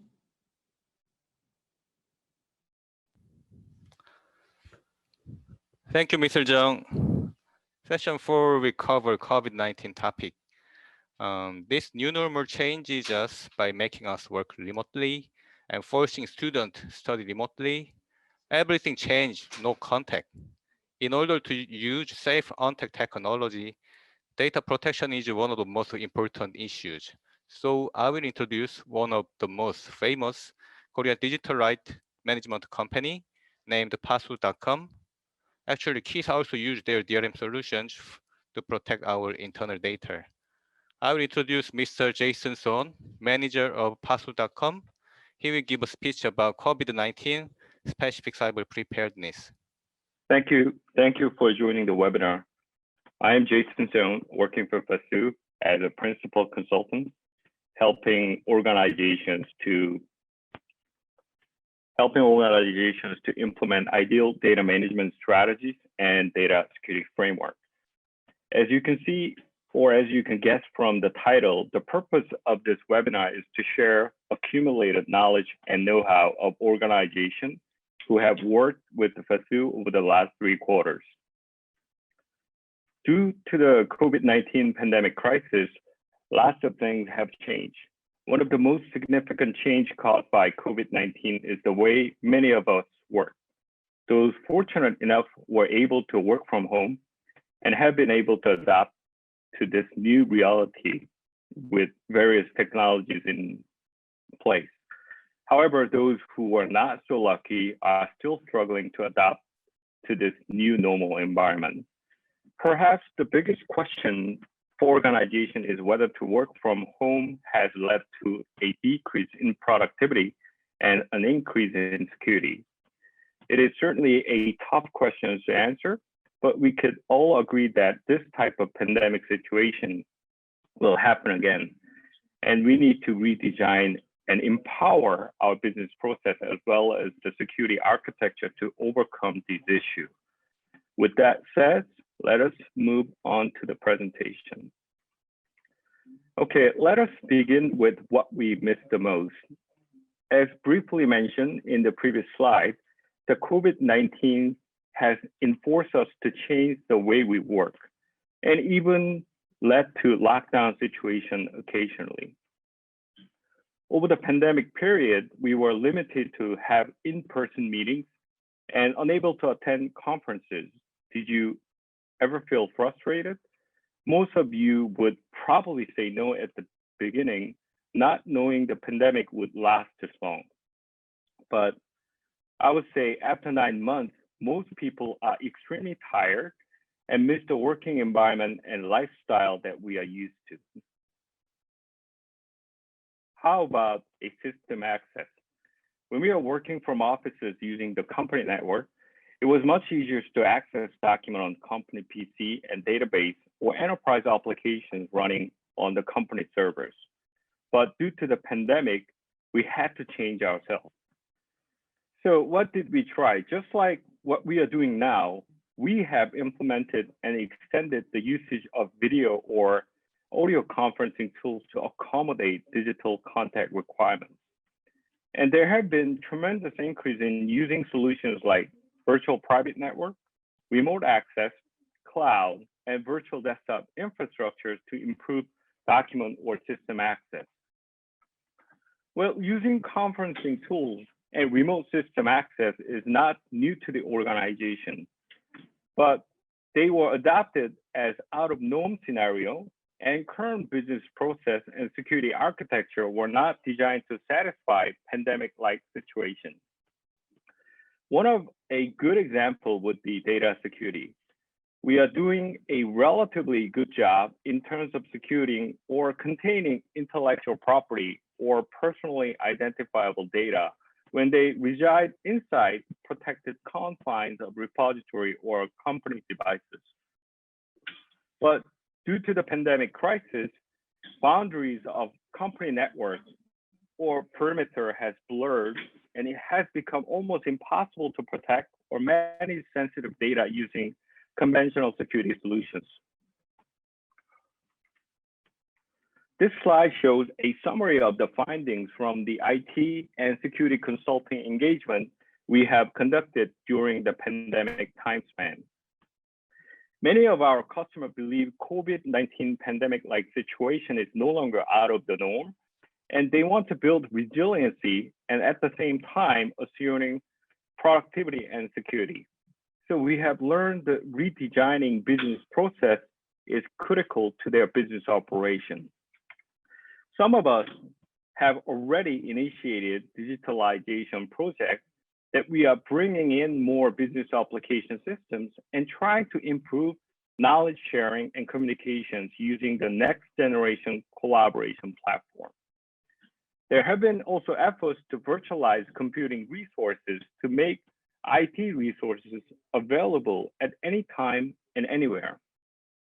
Yet, there are still many challenges, and information security is one of the most challenging tests for many organizations that many of us are seeking to redesign security architecture.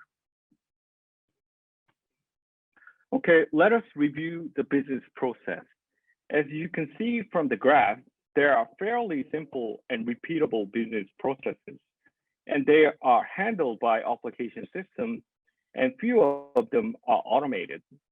Also, there are somewhat complex business processes, and we are using communication tools like email, messengers, or audio or video conferencing and leveraging documents.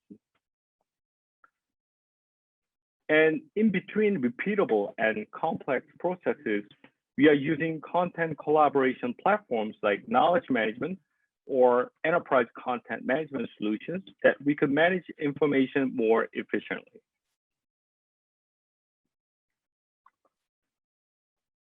So using communication solutions, content collaboration and data security are certainly not new to everyone here. They have been with us quite some time, and we are actually using them as we speak. But why do I bring this up again? Perhaps we should understand how they are influencing us through this pandemic crisis. In the past, organizations did not recognize them as an integrated solution, so each solution was siloed. Having siloed solutions can create various challenges. One of the most challenging issues can be management overhead issues. Using multiple solutions can mean fragmented data everywhere. Throughout the series of communication or collaboration, multiple versions of documents and its copies can be stored on various devices and servers, and more data means more investment for managing those data, and even more ground to cover in terms of compliance and security.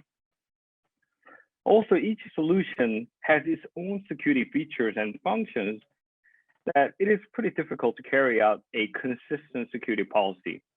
On top of it, scattered data could certainly increase the threat surface that could lead to a potential data breach or compliance issues. So without a question, a next generation enterprise content platform should be simplified so that each knowledge worker does not have to worry about where to find the data and access permissions associated with the data. Perhaps if you can collaborate based on a work group and consolidate all communication capability into a single solution can definitely benefit organization. Also, rather than continuously attaching multiple versions of documents to a various communication tools or storage, if you can enable version control anywhere and anytime and access the latest version, then organization will reduce redundant, obsolete, and trivial data significantly, which will lead into much better environment in terms of knowledge sharing and security. In addition, the collaboration platform should able to offer visualization of how work groups are communicating, such as who has actually read, revised, or commented onto a document, when, where, even on which devices. As briefly mentioned in the previous slide, most knowledge workers are using servers and desktop PC, and few of them are also using servers in a cloud environment. For special occasions, organizations have also implemented solutions like remote access and virtual private network. To extend the remote access capabilities, some of us also deploy solutions like virtual desktop infrastructure. But such solutions are not adequate or versatile enough to encounter pandemic-like situation where every single user may have to use such solutions. And solutions like VDI can create management issues, and they can be very, very expensive at some time. So we have recently introduced a concept of virtualizing content instead of virtualizing every computing resources.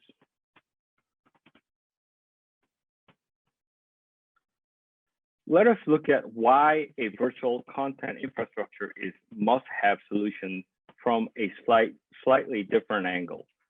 Knowledge workers often looking for information while they are working, and that information is in forms of electronic document in most cases.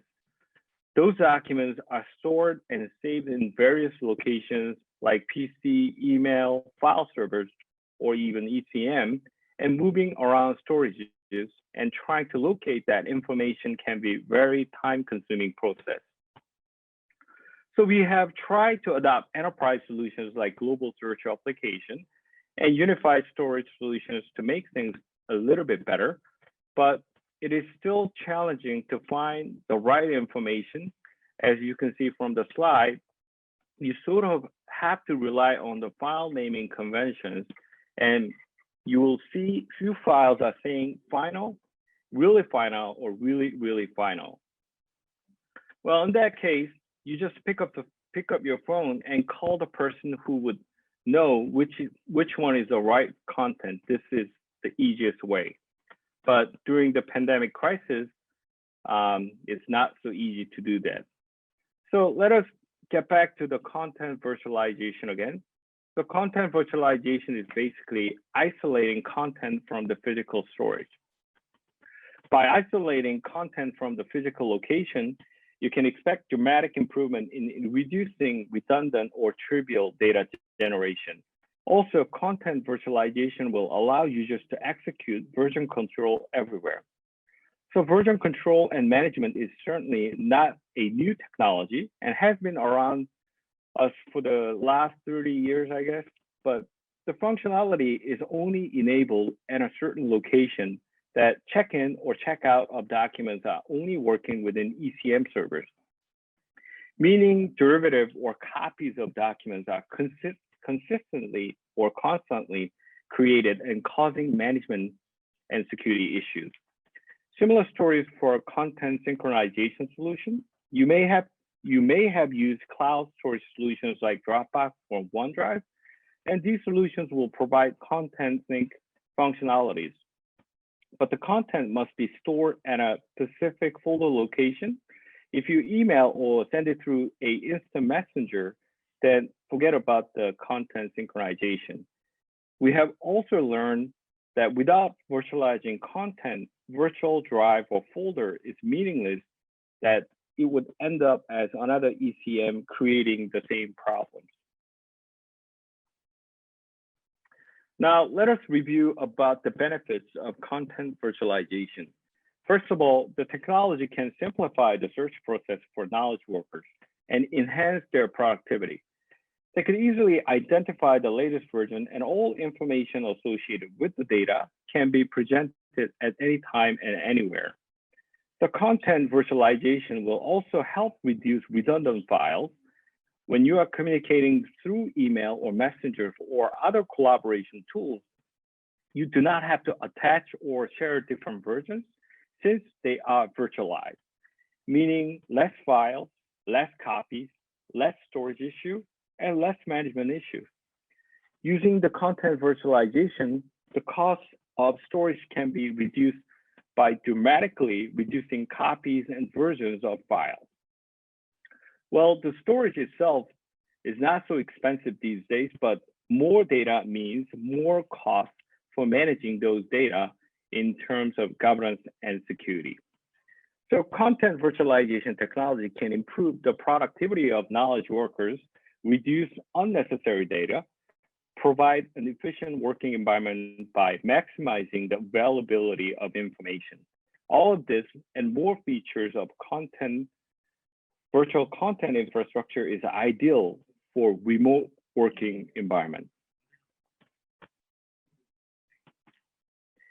Here are some of our customers' testimonials using the content virtualization technology. So they are happy that all users are free to access and work and store content anywhere, and they no longer have to waste time looking for information. These are the two major improvements they have learned using the technology. Up to this point, if you are a CISO, security personnel, or enterprise architect, the question would be, how do I redesign the security architecture? I can hear myself, but I could go on. If you look closely, organizations use the system on the cloud and the PC at home that they do not own. But the organization still own the data on the cloud or at home. So the focus of enterprise security should be shifted from the network or systems to data itself. Since the organizations are responsible for those data and have not much control over the network or system outside of their organization. So to prepare for a pandemic-like situation, you should consider to launch these data security initiatives. First, identify and locate sensitive data and encrypt them.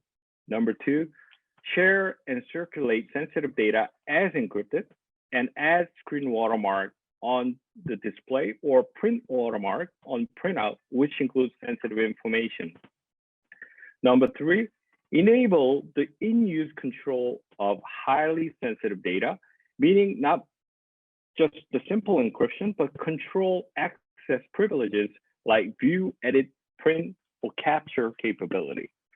Number four, collect usage log of sensitive data and identify who is using such information, when and where. The last, analyze the usage of sensitive data periodically and define anomaly patterns.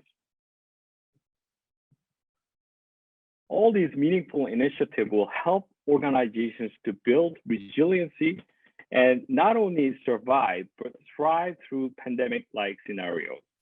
So consider implementing a next generation collaboration platform and virtual content infrastructure, and review data-centric security initiatives.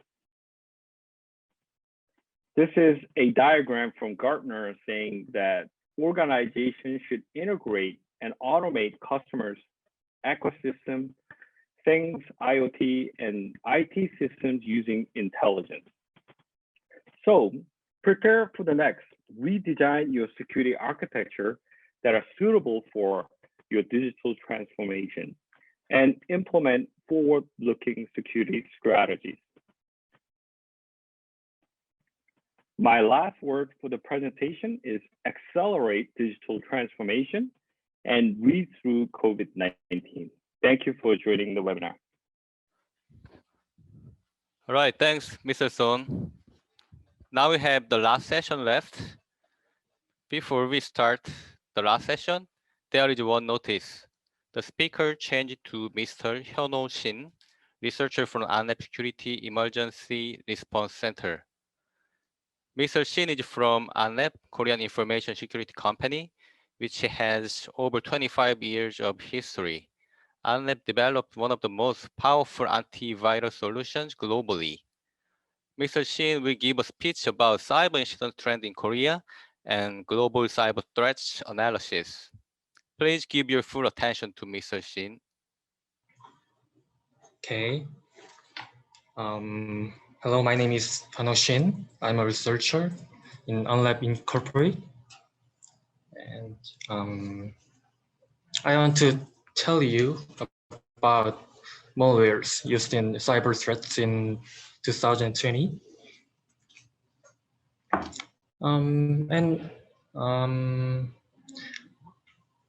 Okay, I want to show you about 4 contents. First, recently distributed malwares. Second, distribution methods and behaviors of malwares. Third, how to prevent malwares. Finally, question and answer session. There have been many internet infringement descents around the world for a long time, as infringement methods are becoming more and more diversified. Response and analysis are becoming increasingly difficult. Accordingly, hacking victims or individuals infected with malicious programs cannot adequately respond to infringement descents. Therefore, damage is often spread or repeated due to incomplete recovery. Cyber attackers use various malicious programs to evade. Recently, malicious programs that have been actively distributed, that is malware, can be largely divided into 5 types according to their characteristics. These include Infostiller, RAT, it is called RAT, banking, and ransomware.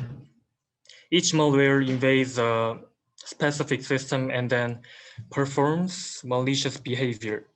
It receives commands from remote attackers, steals information stored in the system, and uses system resources to gain financial benefit. It also encrypts the files stored in the system, making it impossible to use at all. We will examine how the attacker distributes these malwares and what behaviors the malwares do after they are distributed.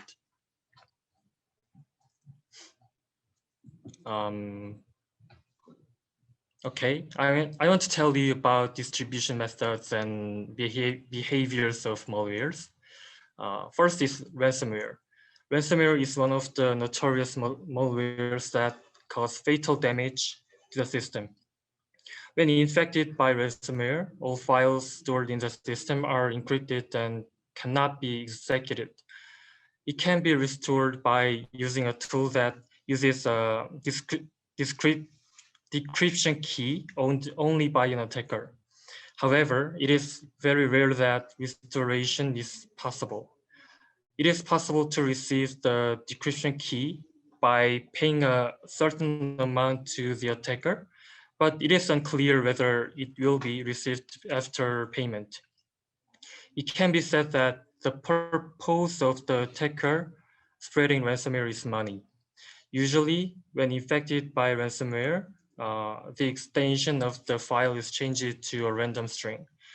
This means that the file is encrypted. Next, it creates a ransom note that asks the attacker to pay an amount for decryption.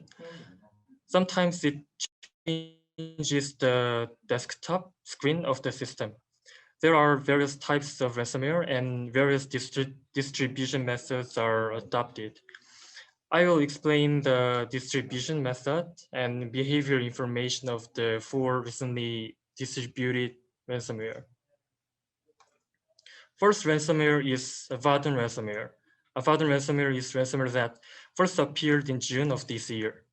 The file for ransomware infection appeared in the form of an email attachment, and the content of the email body was only a simple emoji. This lack of content may have led to the execution of the attached file.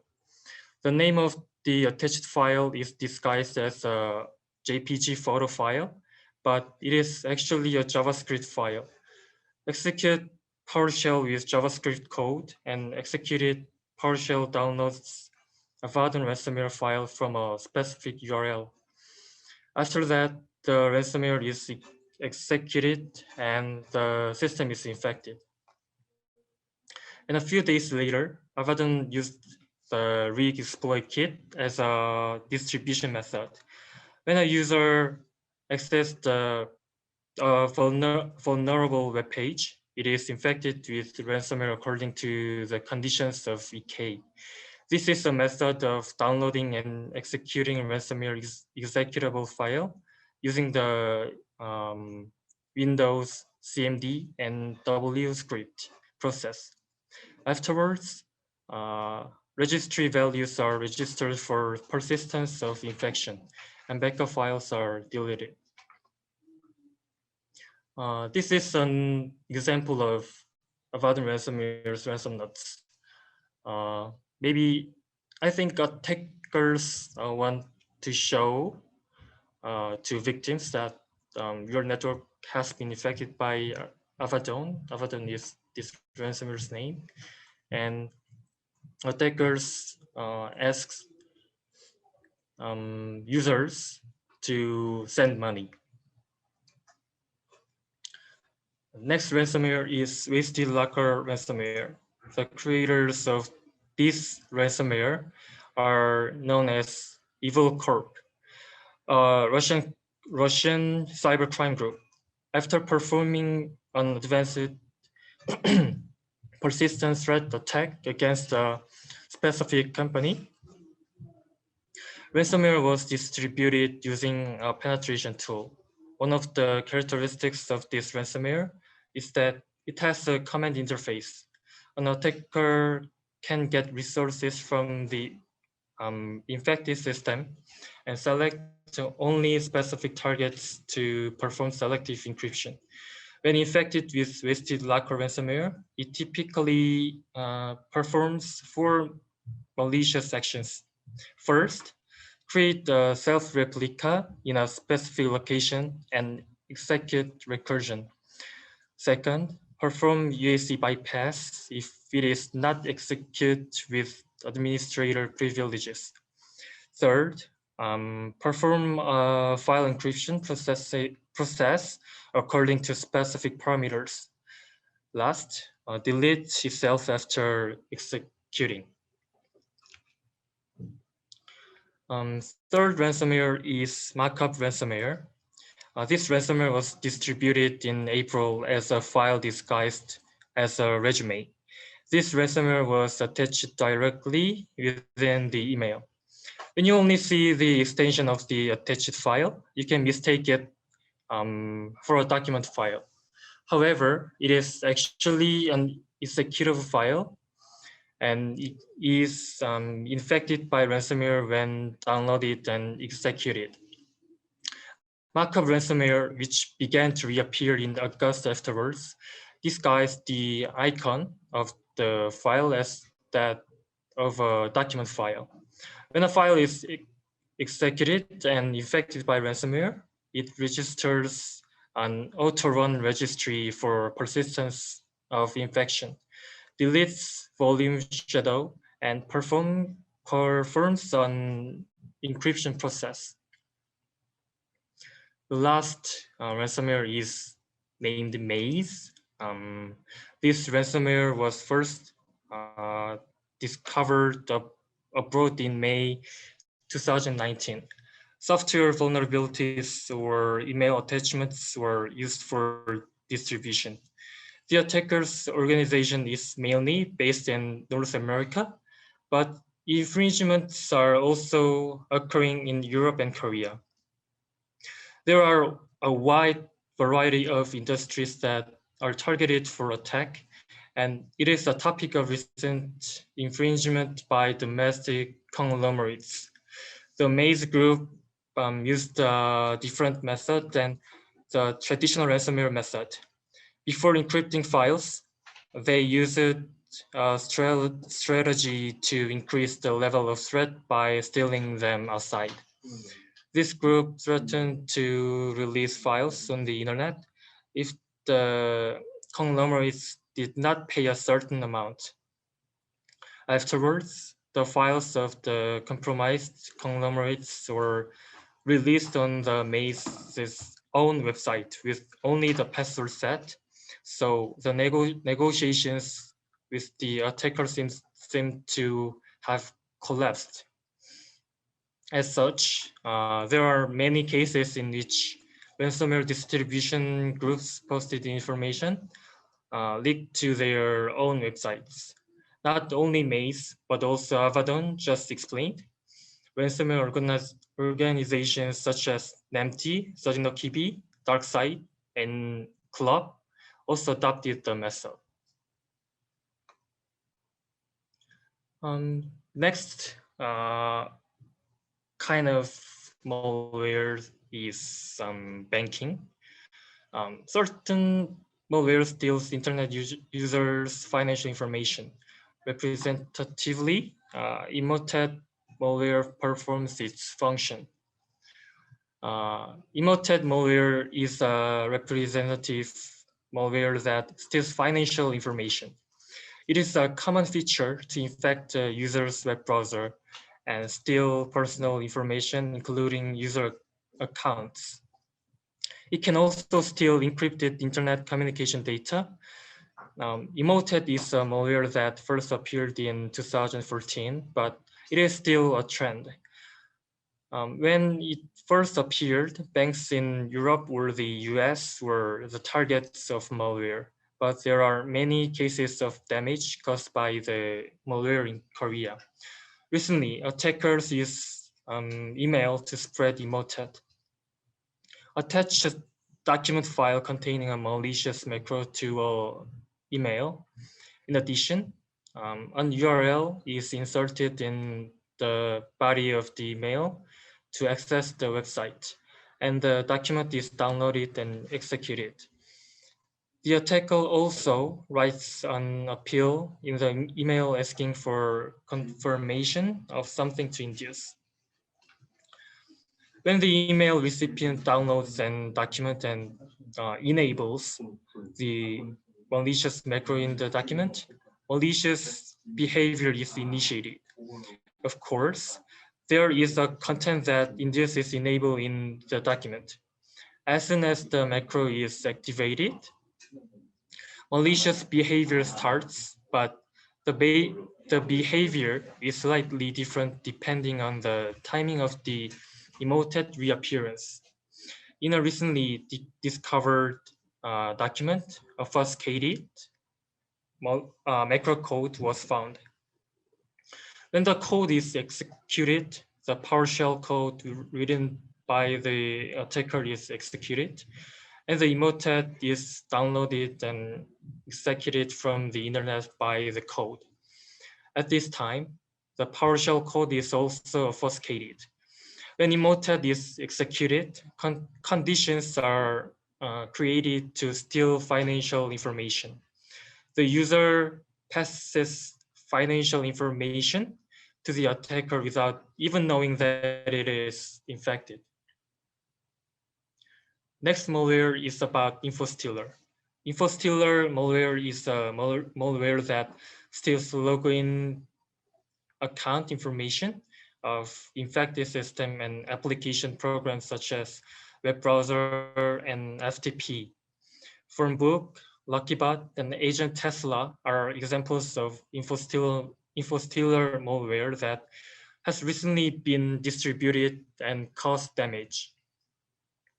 Phonebook malware first appeared in 2016. Since then, it has been distributed targeting the aerospace, defense, and manufacturing industries in the US and Korea. At that time, PDFs with download links, documents containing malicious macros, and archive files containing executable files were used for distribution. Documents were mainly used for the US, and archive files were mainly used for Korea. When the phonebook malware is executed, it typically performs three functions. One of them is stealing the user's key input content. The other is clipboard monitoring and network packet monitoring, and leaking passwords from browsers and email clients. The recently discovered phonebook malware was more elaborated by attackers in the method of making and distributing it. The email content for distribution was elaborately written to enhance persuasion. And when the malware is executed, it is injected into a normal process and operated. After that, it communicates with the C2 server and executes various remote commands. Second Infostiller is LuckyBot. LuckyBot is also one of the representative Infostiller malwares. Account information is stolen from various programs installed on infected PCs, such as web browsers, mail clients, and FTP clients. The distribution path of the recently discovered LuckyBot is also an email attachment. After disguised as an email with a quote, induce the email recipient to download and execute the attachment. The attached file is a compressed file, and if you unzip it, you can see the LuckyBot executable file. When the file is executed, if information is stolen by an attacker's remote command and a specific file is created, then registry run key is registered to continue the connection. Third Infostiller is Agent Tesla. This malware was distributed in early July. The attacker used a PowerPoint document. This is a method of attaching PowerPoint, including malicious macros as email attachments. There are significantly fewer cases of using PowerPoint to distribute malwares than Excel and Word. Therefore, the use of PowerPoint can be said to be a characteristic part of Agent Tesla. The malicious macro code is PowerPoint was obfuscated.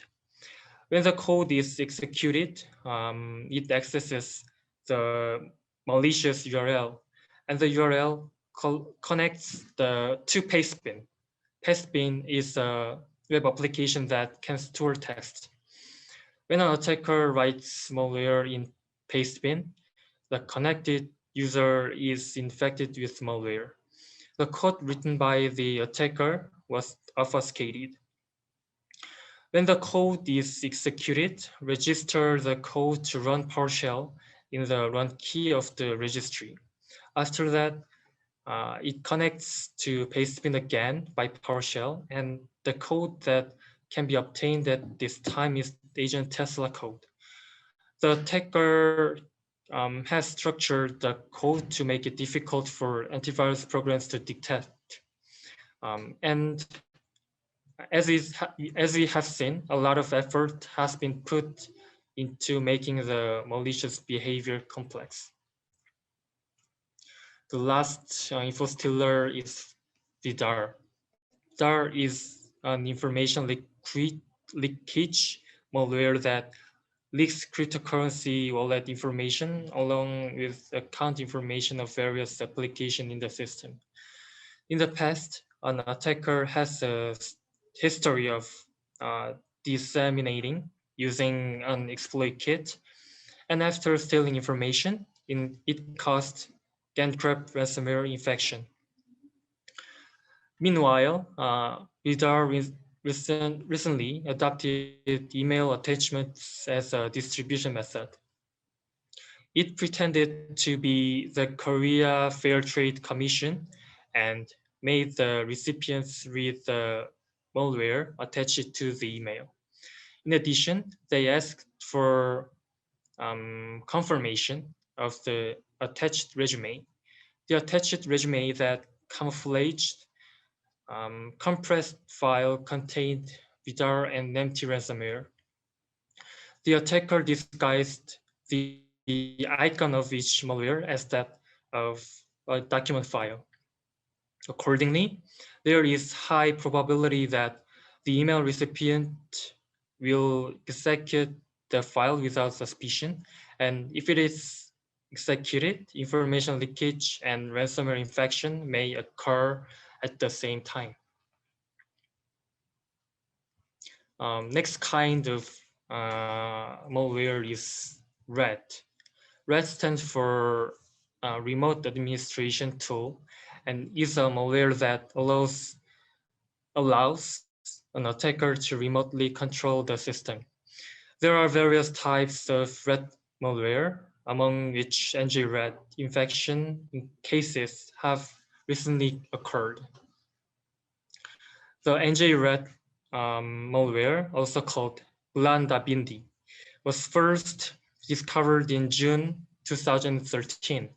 Since then, in 2015, it became popular among malware makers, and it is still being used actively. When infected with the malware, personal information such as key input information of the infected system user is leaked and transmitted to the attacker.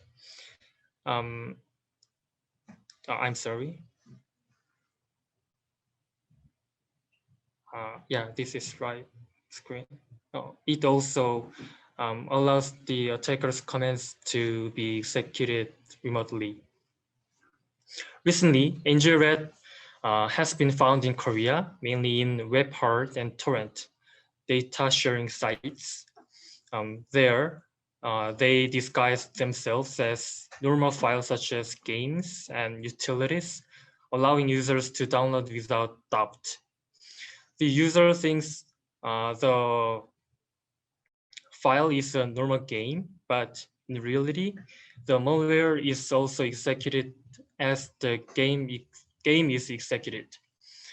This is possible because the attacker manipulated the original data and inserted malware such as a malicious DLL file into the original.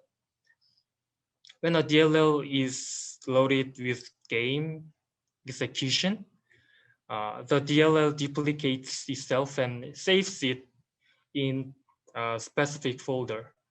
And it creates a shortcut file of the duplicate and registers it in the registry. After that, it connects to C2 server and waits for an attacker's command and performs various malicious actions according to the command. Finally, the last content. The content is about how to prevent malwares. In order to be free from the threat of malware infection as above, the following 4 points must be observed. First, you need to consciously look at the email you receive. Recently, many cyber attackers are using email to distribute malware. The reason is that email addresses can be easily collected through publicly available homepages or postings, and they can penetrate inside companies without the need for high-level techniques. In addition, since there are many cases where social issues are dealt with by the body of the email, the recipient is more likely to access the content unintentionally. An example is the case of distributing various malwares as a bait. It means decoy to read information on the recent COVID-19 issue. Therefore, you should refrain from viewing attachments of emails of unknown sources and clicking URLs written in the body. Second, care must be taken when accessing websites and downloading certain programs while surfing the web. If you access a vulnerable web page by clicking on irritating advertisement banner, etc., there is a risk of malware infection. In addition, if certain software is downloaded from a place other than the official website, malware other than normal software may be downloaded. Third, keep all software is in use up to date. Attackers are always looking for vulnerabilities in software. When a vulnerability is found, it uses it to distribute malware. Software makers try to fix this, so users should pay attention to the update. Finally, you need to use an antivirus program. Antivirus blocks access to malwares and malicious websites. When you install the program, it becomes much safer than if you didn't. Everyone who uses the internet, including those responsible for security in a particular organization, should always try to comply with the above. Thank you for listening. There's no question so far, so we want to share one question in previous session. The question is, to whom are elements of AI, artificial intelligence technologies, used in your security systems? To what extent can they be trusted given the growth of online activity during pandemics?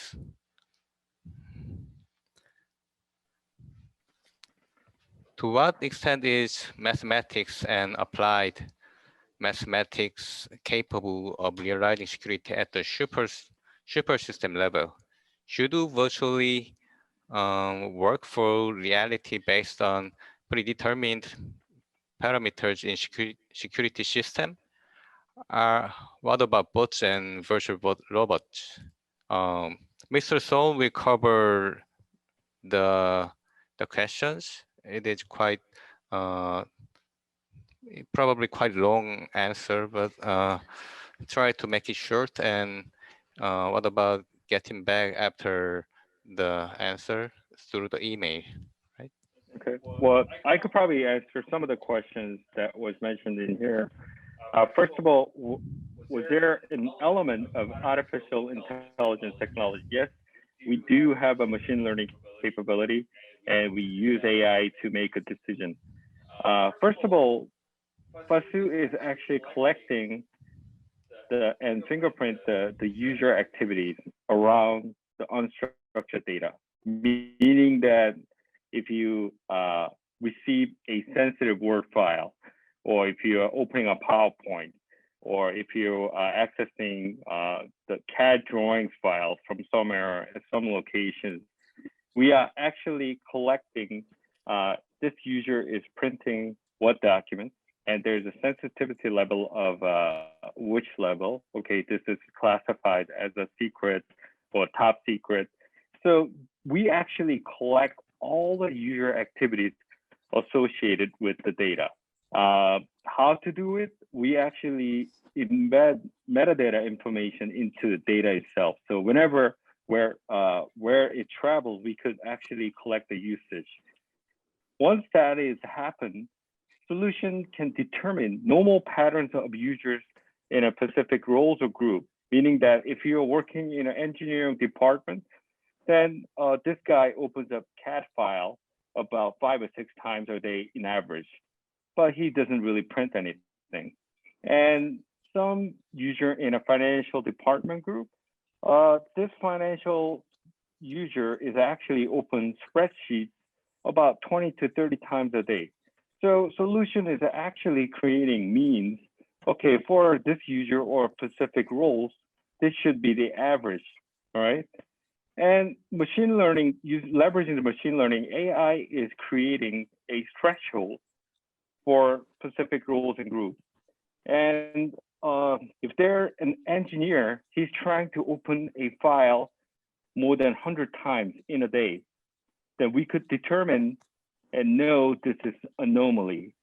And the system automatically alerts a user or a line of business manager so that you should really look at what's really going on here, right? So this is really the AI technology to determine if there's a security or potential breach issues.